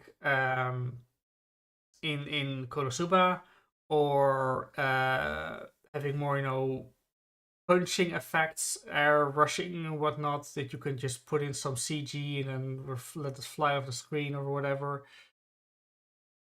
I'm not seeing where anime got extra style, or where anime got samey because they got more hyper realistic, and where that line divides it between anime got a new fancy tool and everybody can use it. Just like it happened 10 other times when anime got a new technology tool and everybody used it because it's a fun tool and you could do stuff with it. Right. Can his point just be broken down to budget low? A little bit, but budget's kind of a complicated thing because I know there's memes around budget, right? But it's a bit more complicated than people make it out. It's something having a high budget doesn't always necessarily correlate to quality. I mean, as we've seen with AAA gaming. Yeah. But anyway, let's keep going. That takes less resources, as if not more beautiful than ultra realistic graphics. Ultimately, the crux of my argument that I think also applies to his is that realism is not worse than stylistic art direction, but it's nice to have a balance. And sometimes when products are really good at being stylistic, it can make for such a unique viewing experience. That video of Bisley's is one of my all-time favorites, and I really suggest you go check it out. There'll be a link in the description. But now it's time for us to focus on the whole reason this video was made, a new airing anime. The last 3 minutes? Yeah, holy shit, we got 4 minutes, like close to 3 minutes left, and we're finally talking about DanDaDan. No, because the hyper-realism he means just seems like he's focusing on animes like JJK that have higher budget fights. But no, well, Samu, again, you're doing the meme, Samu. You're doing the meme. Yeah. I don't know what the budget for the Jujutsu Kaisen fights are, and like I said, just because it's flashy and high fidelity does not mean that it had a high budget, right? Because you got to remember that the anime studios they're getting like they get a fucking set amount of money, and that's it. It's not like, oh, we're gonna get 50 gazillion extra dollars to put into the fight scenes. It's like, no, you're getting paid this amount per episode. I mean, right? Let me just put on this fancy effect. Let me which I use color correction, I guess. Fancy effect, $20 million. Here, saturation up and the brightness up. Ooh, I am a fancy anime. View shift. Ooh. That cost Ali $20 million to do this. Every second this is this is my effect. It costs $200,000 to do this effect for 15 seconds. Oh fuck yeah, man! That's trippy as fuck, dude. So, yeah, we're high today, high on the show. We took a bunch of drugs, big drugs with purple and yellow, ooh, green, ooh. But yeah, anyway, let's talk about DanDaDan now. Let's actually cover the subject of the video. That's overflowing with style. A show that made me realize just how much I missed weird but beautiful art direction. One with arguably the best OP I've ever heard. It is a good OP. The OP of the season. Because it's OP of the year, probably. OP of the year, probably. It is in the running, but I always forget OPs. But I'm not going to say OP of the year just yet. Maybe budget allocation then, because his 2 examples were high budget movies. Yeah, that is true. So I don't know. Well, I mean, yeah. If you're talking about what he's saying, then maybe. But let's see what he has to say about DanDaDan first. DanDaDan is first very weird and second very good. It falls into that categorization that I'd also probably put Gurren Lagann, where if it weren't so good, it'd probably be terrible. And a quick disclaimer, it immediately jumps into some pretty crazy shit in episode 1, so if you have any sensitivities, sensitivity. Oh no, it's a girl in her underwear. Fucking. I hate these spineless pieces of shit. Go watch Game of Thrones or something. Go watch Game of Thrones. Yeah. Come back to me when you're watching Ned Stark's fucking head get decapitated. Watching the incest happen in the first fucking episode. Yeah. Fucking hell. It's so fucking pussy shit, dude. It's bitch made. What do the kids say? Bitch made. It's bitch made. The kids say a bunch of different things. Yeah, but anyway. Would suggest you check out the warnings. I do, however, think it ends up in a pretty interesting spot by the end of episode 4, so take that as you will. Now, disclaimers out of the way, the show is really good. It's unique, but reminiscent of things I love without being too close to any of them. It has a very clear identity it engages in. It's a weird show with an even weirder premise. He said that like multiple times. He's like, "Oh, it's weird." I picked up on that. He's like, "Oh, it's weird. It's weird. It's weird. It's weird." It's okay. Well, how is it's it weird but good? Like Gurren Lagann is weird but good, and good? Is it good because it's weird, or is it weird because it's good? I don't know. I'm getting mixed messages here. I'm not quite sure what you mean by that, right? Quick aside, Neretsu, do you think DanDaDan is weird? Not really.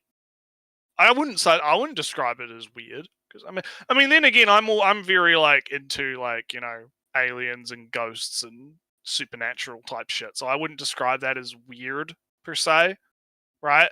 I think it is definitely a little bit out there, because part of the show is, you know, the man trying to find his fucking balls. So Yeah, you could argue that's kind of wacky. I would say it's kind of wacky, right? I wouldn't say it's weird. I would use the term wacky, right? It's got this funk to it.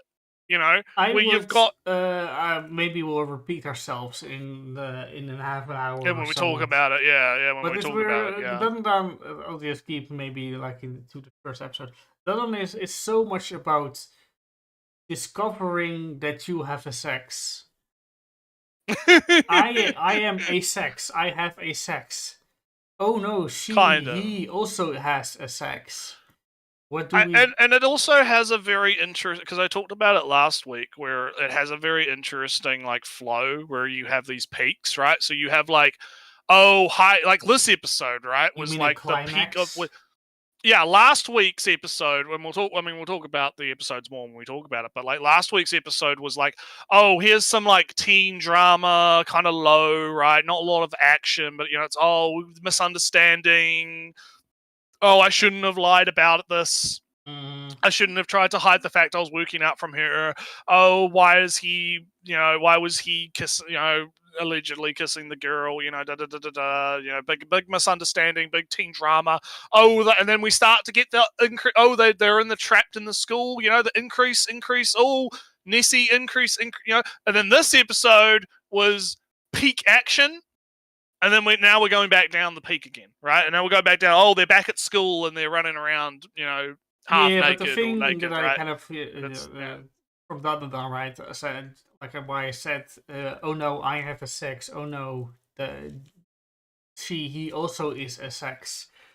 It's very much that most of the wacky and crazy things is kind of, I feel, framed or, you know, analogs to the weird things that is puberty and, you know, self-discovery. Yeah.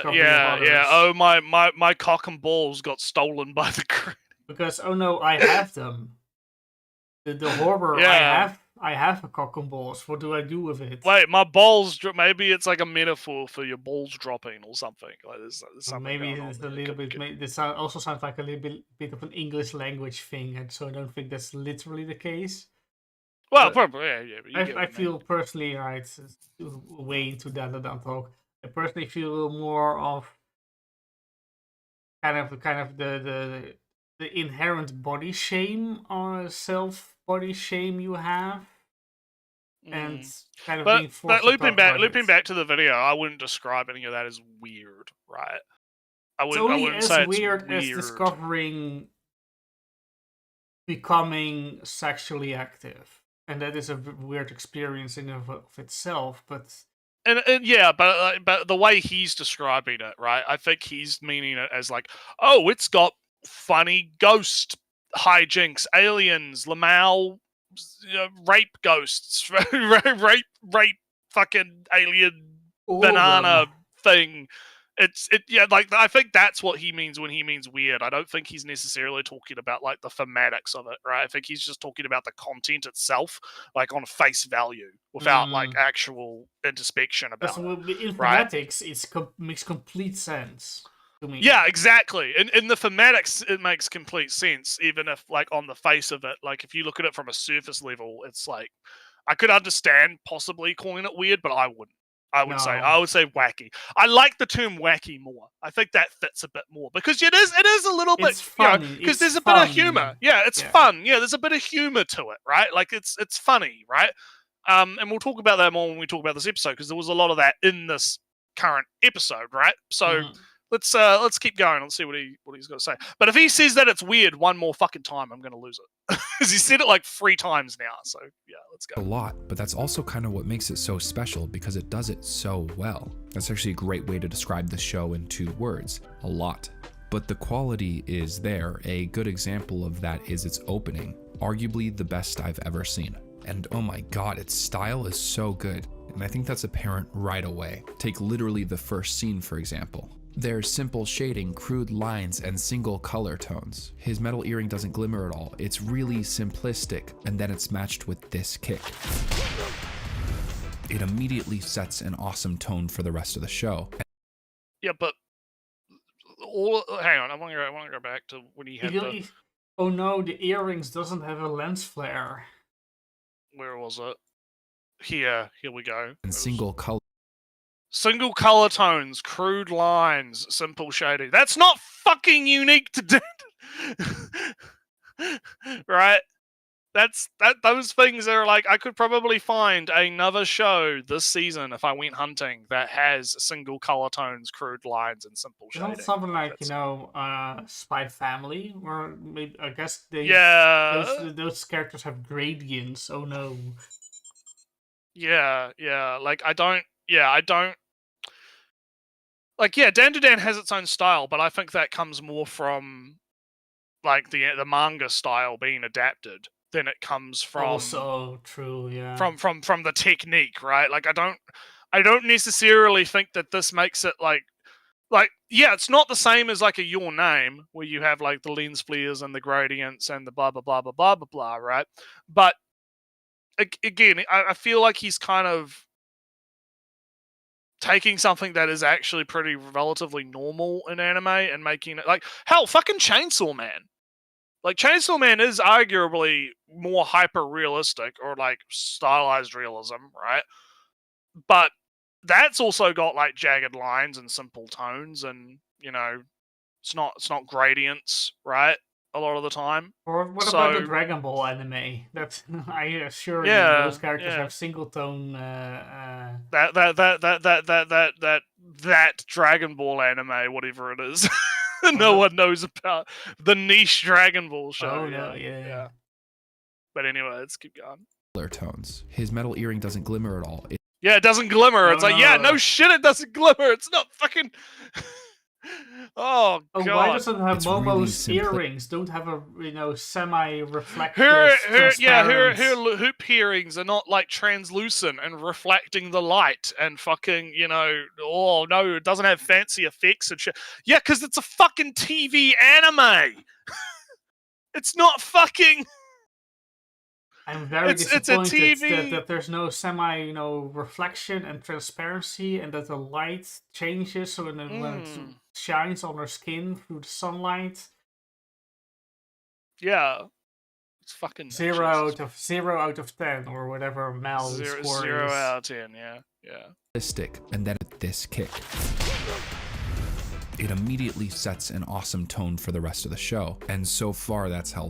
Oh, but his glasses had reflection though. Oh yeah, I mean in this first episode awesome when they're using the rest of the show. Look at that reflection. Ooh, fancy. So also, style. When he uses the flashlight and when she uses the cell phone, there is fancy lights going on. And, different types of light, different color of light. And right? I can assure you, Naretsu, half of these effects are the same any other fucking show. Yeah, in other shows that use the special effects. It's the application of the technique, right? Is the thing. Yeah. Here, let's continue. And so far that's held up. It's such a breath of fresh air compared to so many of the other seasonal releases we've gotten recently. Effects done by hand. Yeah, all of this. Yeah, totally fucking yeah. No other show has had effects like this. Which, by the way, are very good. The characters in this show are a weird mix of real. He said it again! He said weird again! Oh, Naretsu, weird mix of characters. Naretsu, I detect a gradient. Ooh, look at her nose. Oh, yeah, she's got the blushies. Ooh, she's got the blushies. or just Oh, yeah, got a little bit of on the smudge on there. nose Like- outline hinting towards. Oh, all right. Anyways, continue. and really annoying, but in a way that's actually very fun to watch. They embrace some tropes, then add layers on top Oh no, the tropes. They embrace tropes. Oh, yeah. All he's doing right now is he's doing that thing that a lot of these video essays type people do. Right. If you're talking about Well, no, style, Well, this is I'll presumably about the style of DanDaDan, not its themes and its fun watching potential. well, the problem I have with this is he's doing the video essays thing where he's just throwing a bunch of fancy words at the wall to make himself sound smart. Like, oh, it uses the tropes and the oh boy, yeah, tropes. I know what tropes are, Ellie. I'm a trope man. I read TV tropes. Ooh, and it's like, you're right. That doesn't actually have much to do with the style of it, you know. Anyway, we're almost done though. We've got like 2 minutes, so we're getting there. That are really interesting. For example, the male lead in some ways is this stereotypical self-loathing loner. Again, this hasn't got anything to do with the because what if you had a conversation about like, when he starts out, he looks like your typical nerd, stereotypical tropey nerd, right? He's got like the bowl cut, he's got the glasses, he's reading his books, he's getting shit thrown at him, and he's just not giving a shit, right? Like, because, whatever. He's disconnected from humanity in a sense, right? But then after he gets, possessed by the Turbo Granny, and he goes through like the first adventure, and he goes, they go through the whole first arc. Now he looks completely different. He's got like the curly hair, because that's like a leftover effect from the Turbo Granny possession, right? He's got the curly hair, and he's got this completely different look to him, right? As if his character has evolved from being the trope into being his own character, right? That's an interesting... He's talking about the inside, the personality. I don't care. I'm now here for the superficial. I care about his looks and nothing else. Why is he talking about... And you could have an interesting discussion about how his superficial looks change in relation to the character. That's what I'm saying, right? Like, there is an interesting... But the thing is, that's not an anime thing. That's a manga thing. Because he does that in the manga too. The anime is simply adapting the manga, right? So while there is an interesting discussion to be had about that, it's not like that... The fact that it's an anime is adding to that effect, so to say, right? Also, that's kind of my problem. Might be a victim of, releasing the video too early. But episode 7, whereas the kind of the flashback of, Silky Acrobatic Silky's backstory. That section had a different style. It was more realistic. Characters had more folds. Yeah, the child looked very realistic. Yeah. There were more lines. There was less flatness. It was less simplistic. It was more complex, more detailed and whatnot. Was that style? Yeah, that's a good point. It was a different style, and it was very fancy and whatnot when you're watching it. How does that compare to the show itself? Is it suddenly less stylistic because that section looks more like other anime, I guess? Yeah. Weird. Let him talk. He's not... The problem is, he's talking about, he's doing the plot summary thing, which is not really let him what do his he plot should be summary, doing right and now. let's hope he gets back to the superficial looks. In 1 minute, let's find out. Then leans at times too much on this confident, eccentric female lead. This foundation is so cliche, the only thing they could do to make it more so is give him some superpower that makes him actually super sick. Oh, they do that too? But what makes it so good is that superpower actually turns him into this hyper-depressed caricature, adding a real goddamn plot summary. I know, it's so bad. This is fucking horrible. I'm sorry. God, dude. This has nothing to do with the visual style at all. This is just, plot. He's just praising it because, it's a cliche, but it's good, though. Right? That's all he said. He's like, oh, it's cliche, but it's good. He had the funny, not the funny. He had the neat. I like the graphic, right?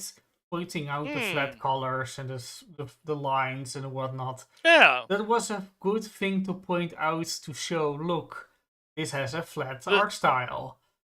Yeah. Yeah. Why is he talking about a plot summary in a art review? At the very end of the video. Like, he should be, like, wrapping up his point right now. He's only got literally a minute left, right? This is not the time for plot summary. Really needed sense of comedic relief from him being so cool. Also coming. This is not big. What the fuck do you mean? He's avoiding the tropes. There's these moments where he opens up to the female lead. These heartfelt little scenes where he's feeling yeah, they have names, yeah. super insecure. And when she kind of validates that insecurity and shares that she actually kind of likes him, he immediately reverts into this argumentative otaku personality. He's kind of this perfect little mix of flawed, but not too flawed. The dynamic between the two is really fun, which is important because it's a major component of the show. But that solid foundation is expressed in incredibly interesting ways. Characters are super expressive, the action animation is beautiful and dramatic, and the story matches this overwhelmingly unique tone. I'm really excited to see where this show goes because it feels like such a breath of fresh air, one that I kind of didn't even realize I needed. Ultra stylistic story or the story. Yeah. All right, let's let him finish. Way more about the story, my friends, and not the art style. Let's let him finish, and then we'll shit on him. Storytelling and animation will always have a place in the anime industry. It's just too fun and engaging. And as much as that's been proven over and over, it felt like DanDaDan came back another time and proved it again.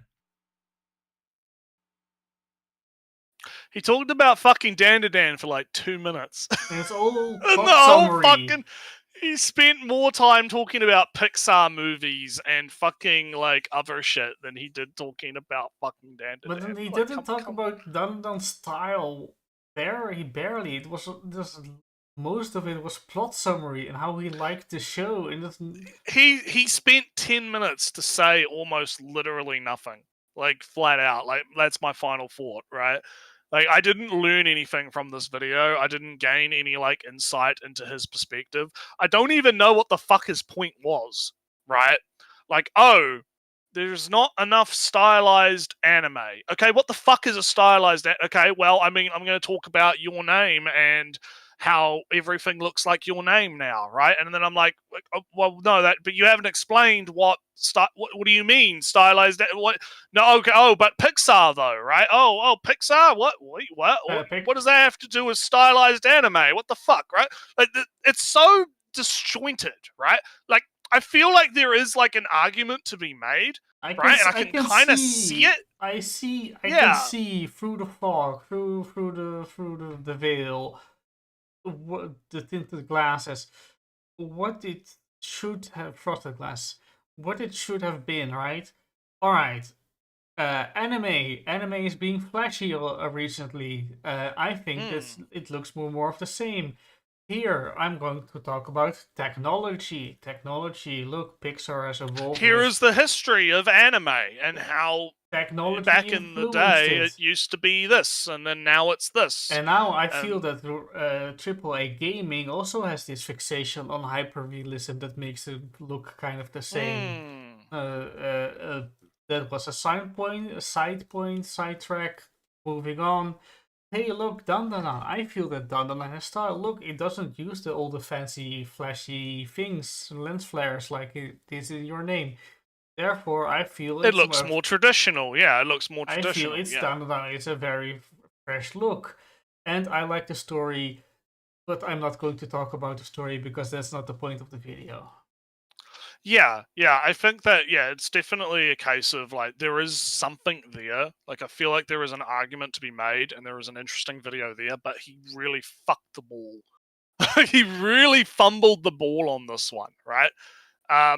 Because, I'm leaving the video literally no better off than when I started. It was literally a waste of time. It was like, no, he used a lot of words to say nothing, right? Which is kind of sad, you know? But it's indicative of a lot of AniTube right now, where you have these kind of pseudo-intellectuals. Like, we have these pseudo-intellectuals that think that they're smart, saying things that they think are smart, but it's actually just make vapid, up their own right? terms and. Yeah, it's hyper realistic, even though hyper realism is a thing in art and has a very specific meaning and means a very specific thing. You can't just take that and just start fucking twisting it into whatever the fuck you want it to mean, right? Words have meanings, my dude. Look up. Yeah. All right. Don't I say this like every episode when something like this happens? Go read some paper, a book or something, and just steal the entire thing and quote and cite it afterwards. Yeah, go find, do some actual research. Read a book. Right? Read one that you agree with. Then look, here's a book that I agree with. You could do a video that's like, oh, is anime becoming hyper realistic, right? And you could go, okay, here's what hyper realism means. It's a thing from like the 1970s, you know. It was I know hyper realism is a thing, but I have no better words to describe it for me. So no, because what I'm saying is you could have a video that was like based around the whole idea that anime is becoming hyper realism, right? And you could say, right, here's like the history of hyper realism. Here's some examples of some paintings, right? Here's what it is. With the reflection and whatnot. Yeah, how does this relate to the direction that stuff like Your Name is going in, right? Is Your Name, like, not calling Your Name hyperrealism, but asking the question of, is anime moving in that direction, right? Is this a trend that we're going to see going forward? And then making an argument based on what the actual definition of hyperrealism is, examples of what it is, compare and contrast, you know, maybe get into some of the different techniques used in these movies, right? And that kind of thing. Like, again, there's an interesting idea there, right, for a video. There's some interesting stuff there. But I feel like this guy doesn't really, like, this is all surface level vapidness, right? But anyway, I'm going to go grab a drink real quick. And then we will talk about the DanDaDan. So again. Yeah, it's just there was a video. I'm going to repeat myself. There was a video here, which could have been made, and the greatest crime of the video was doing a plot summary. I like DanDaDan. I understand. I would also make a plot summary if I could, couldn't control myself in some way. But it wasn't the time, it wasn't the place, it wasn't the focus of the video. It was about how style got back into anime through DanDaDan. It's sumptuous, it's grand, it's way too grand to have one anime carry that burden to bring back style to the entire medium of TV animation. Yeah, don't do a plot summary. Also, I noticed that the mute symbol appears on these avatars. The avatars. Yeah, I didn't notice the mute symbol appeared. Yeah, it does. I noticed it when I looked at the stream once. So you get to know when I'm muted. So anywho, let's talk about the DanDaDans. Yeah. Talk about the actual episode itself. Very good episode this week. It was very fun. Yellow and green this episode. Yeah, a lot of yellow, a lot of green. If you could say, Ellie, that it's a stylized. That that's style. Themes, color. How do you color association? I guess color theming. Color theming, yes. So as I mentioned before, we are now at the peak of the action, right? Peak action time has started. The climax has begun. So we have both the Silky and our boy having to fight the gig worker, the gig worker. And I am singing. Somewhat surprised that I was actually right. They are hired. Yes, they do what he was saying was somewhat comprehensible. Yeah, they're talking about gig work, getting paid, Getting paid, doing his I mean, doing there's his still a little lot of tune. assumptions there, but yeah, he was. Yeah, but it's fun. It was fun. Yeah, so we get to see kind of her and them trying to fight these alien males, right, for the first half, kind of, or the first, no, Mhm. not first half, but the first bit of the episode. We get a bit of interesting characterization with the two. Okarun's trying to find his fucking clothes, even though he's not having a good time. And then he finds He's them, not. but they got ripped apart by the big punch. Yeah. So he's gonna be naked for the rest of the episode. He's gonna be big nude.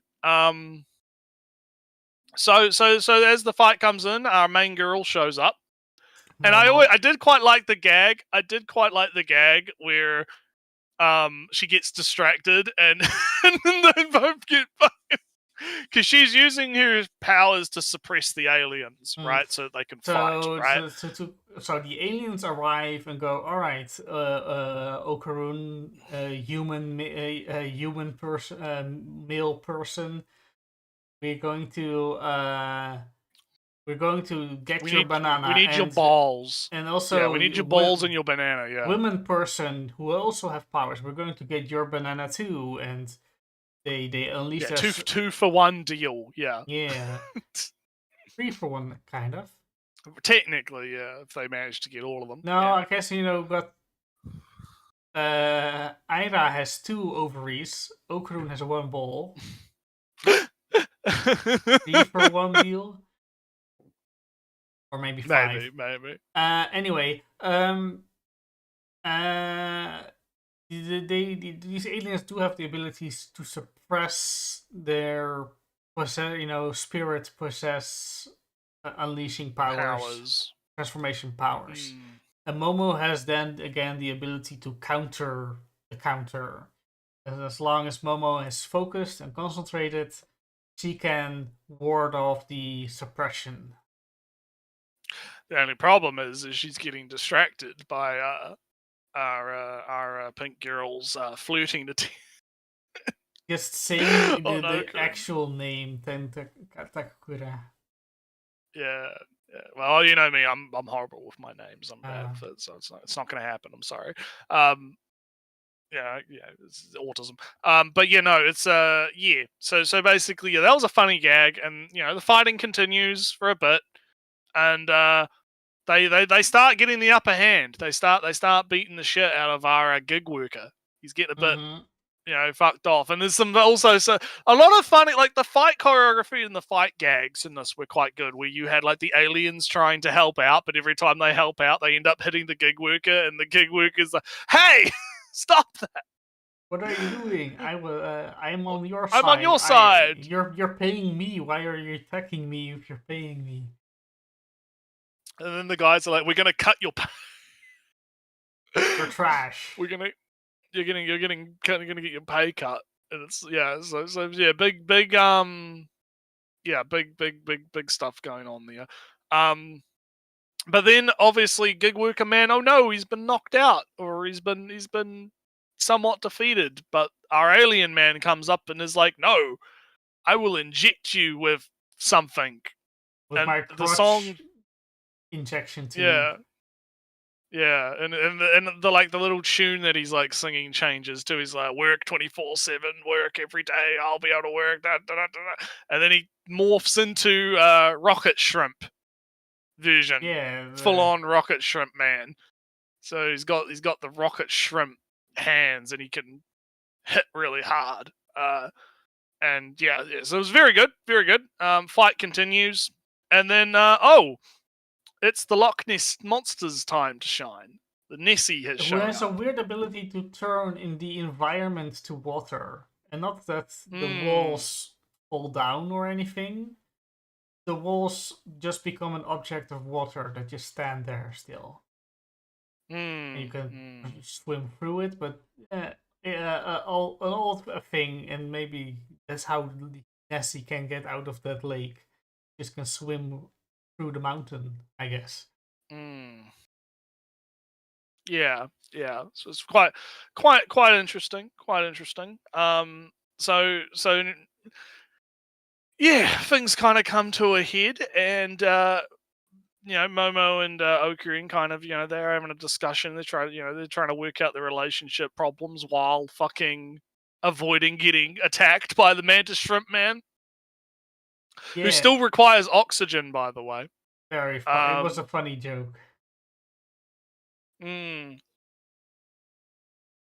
Yeah, so quite good. Through the fighting, right, Samu, I'm afraid that all of the people involved in this encounter has seen Okarune's one ball.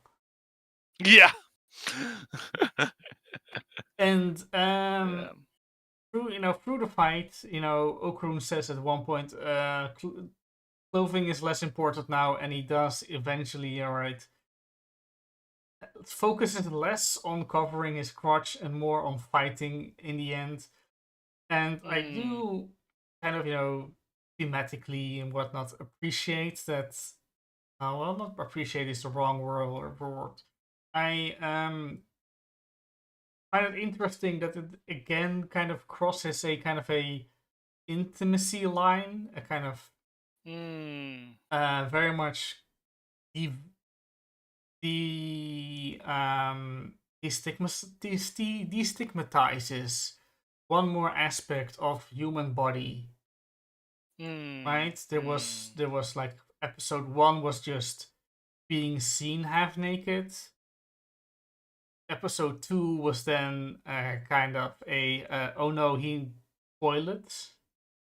And openly discussing getting your dick cock back. Getting your wiener back. And after that, episode 3 and 4 is sort of, or at least 5, then again, it's all about, alright, we're going to now discuss your balls. And in the meantime, kissing, contact, friends think things of you, you think of something of them, talking to each other, and it all goes on. And now we're kind of at the stage from, all right, we're going to no, we're not there yet. All right, he's naked. He's naked. I'm not going to be bothered by that. That's not the time for it. No, I am also getting undressed because it's not the time to be bothered by that. So well, the reason, because you're skipping a few steps here, because the reason that the others, because basically Momo figures out, oh, I can use my psychic powers to basically propel Okarine like a fucking rocket, right? Like because a bar of soap squeezing Okarine. Squeezing. Yeah, and creation perpetual motion machine, right? Through kind of.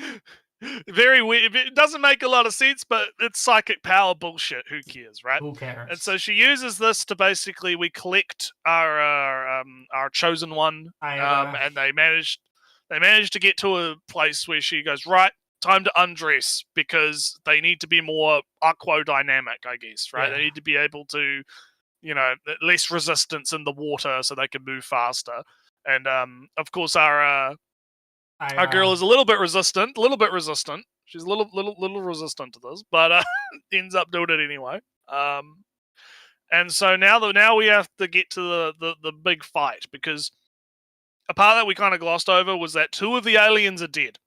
Yes. Because Nessie has gone berserk and has killed 2 of the aliens because fuck the aliens, I guess. Nessie was just there to kill whoever he came across, and he continued on that task. Yeah.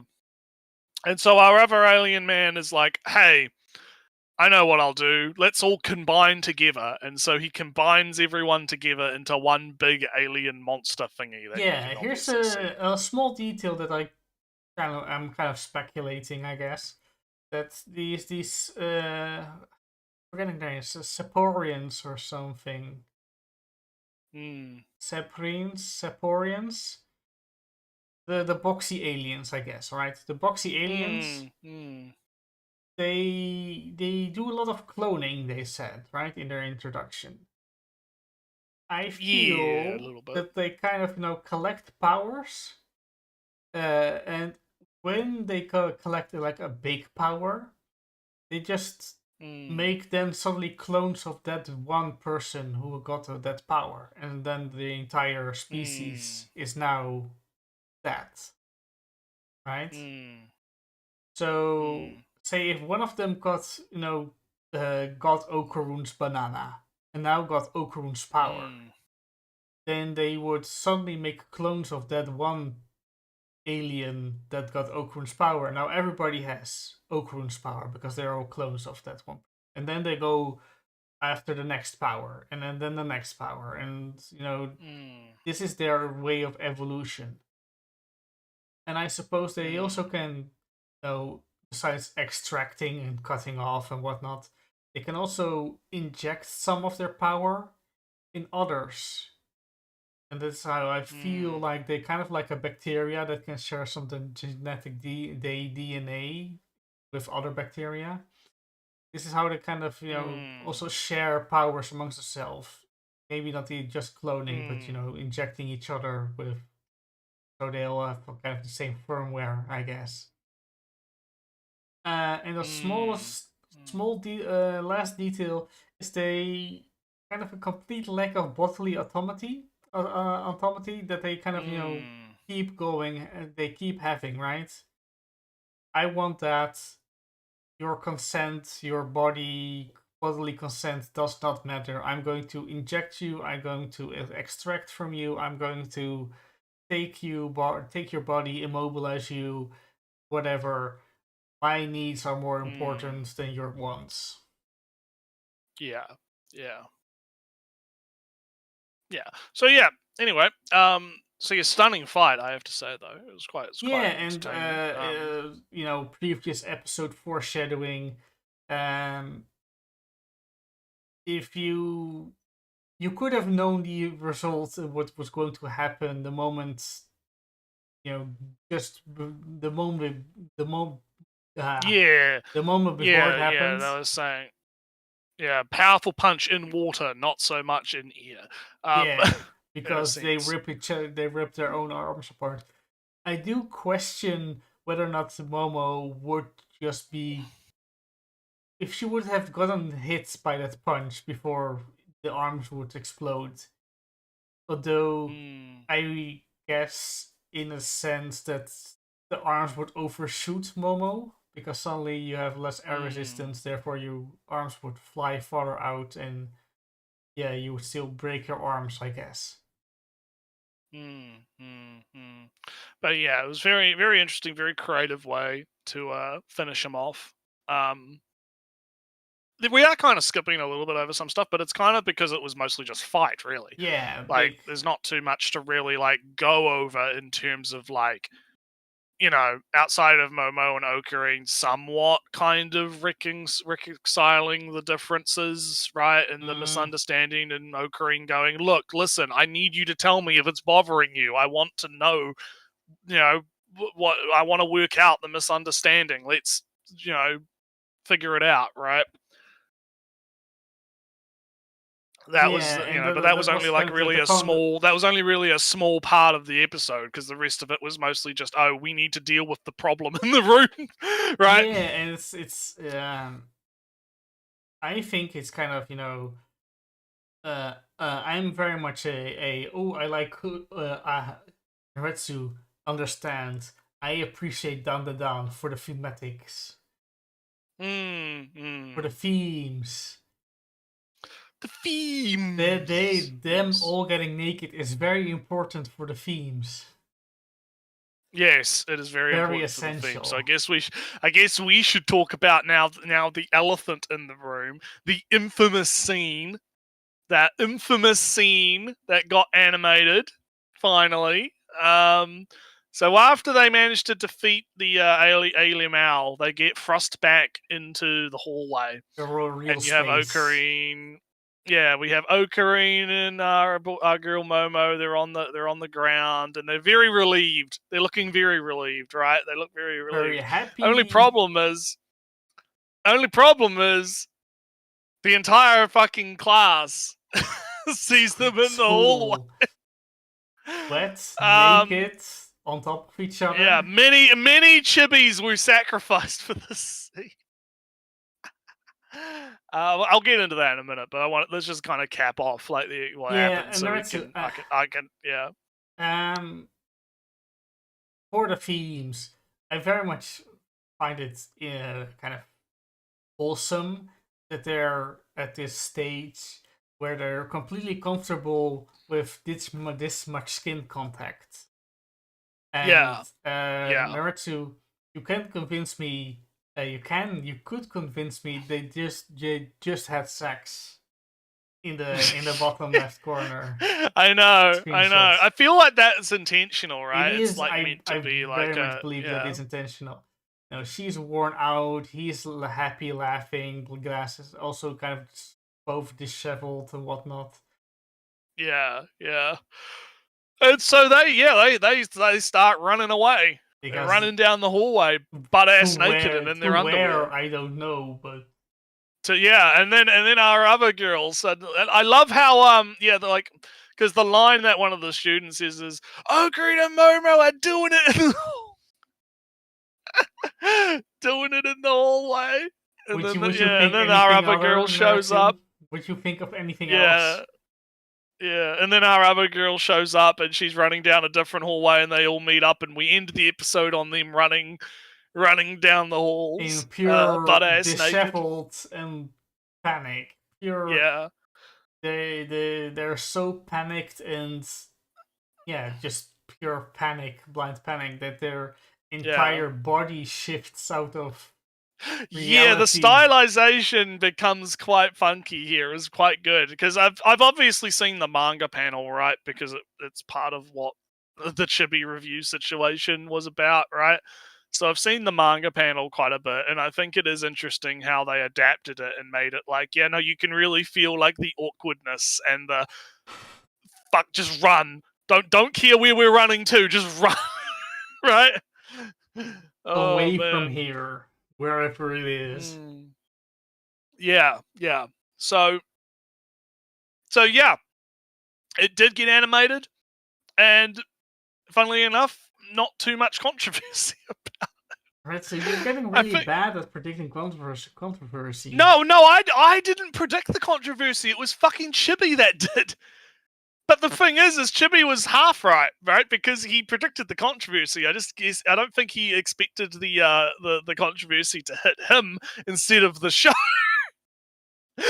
because he posted that manga panel and he was like, "Man, I wonder how Twitter's gonna react to this getting animated." And he's the one that gets fucking doxxed and harassed, and his account's hacked, and people posting fucking CP on his DeviantArt account and all this other fucking shit, right? Like, just absolute fucking insanity, right, over this one manga panel, right? And then it gets animated now, and I think Chibi did tweet about it, and there was, like, one guy that was being a bit of a troll about it, but other than that, like, I've seen a few people make some comments about, like, oh, why did they have to show the high schoolers naked? Oh no. That's what they do. It's so bad outside of the aliens and ghosts. This is what they do. Well, yeah, and I'm just like, I'm not. It's just fucking normal prudish bullshit to me, because I'm gonna be real here. This wasn't sexualized, right, at all. At least in terms of like how, like, Momo's not running down the fucking like hallway and her breasts are giant double D breasts are like jiggling around, right? I mean, she doesn't have, you can see it in the image, she doesn't have double D breasts anyway, but you get what I'm saying, right? Like, it's not, the camera angles are not like lingering on her ass and her chest, or Okuing's like, naked butt too much, right? Like, it's very, it's just, this is what's happening, right? This is the situation, right? And it's not, I wouldn't describe it as sexualized. And so people that are complaining about it just because it's like, oh no, naked high schoolers, right? How could that be in my anime, right? I think those people are just fucking retarded, frankly. I've clocked this show to be a kind of a sexual awakening show from episode 1. and I just feel more and more confirmed in my suspicions, and especially this episode, I guess, is kind of more isn't that in a sense, and that's fun. It's cute to see them go through It's this. insulting to regarded people. It's cute to see them learn these things in together. Especially Okarun and Momo, and Aira is there too, I guess. She also goes through some discoveries of her own. Oh no, he's a demon and I'm a human. This love can never be. But I am from the people who watch the show, I don't see them really panicking about this scene. I don't either. It's like one or two fucking randos on Twitter. Right? It's nobody. Really everybody who's watching, not everybody. It's a little bit overboard. People who watch. I get what you mean. I get what you mean though. People who watch the show and go through and experiencing the journey go, oh no, being seen like this is massively humiliating. I can empathize with that. They don't go big embarrassment, no. big embarrassment. They empathize with the embarrassment, and they. I mean, some might joke from, Okarun is a massive chat or whatnot. Two naked girls, Okarun, massive chat, in a Sigma male or whatever. But no. Andrew Tate Jr. right here. Yeah, just switch those little glasses out for sunglasses and you're in, boy. But no, to finish the sentence, people who came along with this journey to this point see this as a next chapter, not as a break in viewer expectations and whatnot.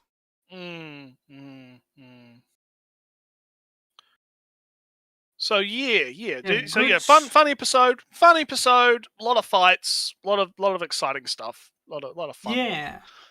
Fun stuff. So Naretsu, I'm going to put you on the spot for a second. Oh no, I'm getting called out. So next week, this next Saturday, Saturday/Sunday time zones or whatnot, is the day after the Game Awards show. Should we do a recap? Chat, you can. Yeah, we'll probably do we could maybe dedicate the whole stream to game stuff, maybe. Sometimes a little bit of a gaming news kind of deal thing. Or... Yeah, we could go over a recap of it. Yeah, that could be fun. You were mentioning to me before about clipping out the predictions, and I'm thinking I might do that maybe do that on Tuesday when I got the time. Yeah, because the Game Awards is kind of, for me at least, it's like on the night of the 5th, or very very early. Yeah, it's a bit at a weird spot for both of us. So but you could the time we usually air the clips should be the day before. So if you. So if you would, please. If I get my ass into gear, I actually make it. I mean, I don't think it'll matter too much, though. No, I don't think it'll matter too much. I think it's just have a good. But no, I'm down to do games next week. It sounds good to me. Yeah. I mean, and if worst comes to worst, we can always pull a video out of the fucking queue if we need more stuff to talk about. So. And maybe the Switch 2 will be real. Maybe maybe it'll happen. Yeah, any hour now. Any hour now. It might happen any hour. We'll check again in like 26 minutes. Yeah, any hour. But anywho, I guess we will catch you guys next time. Yeah. The ending scene. Yes. Bye.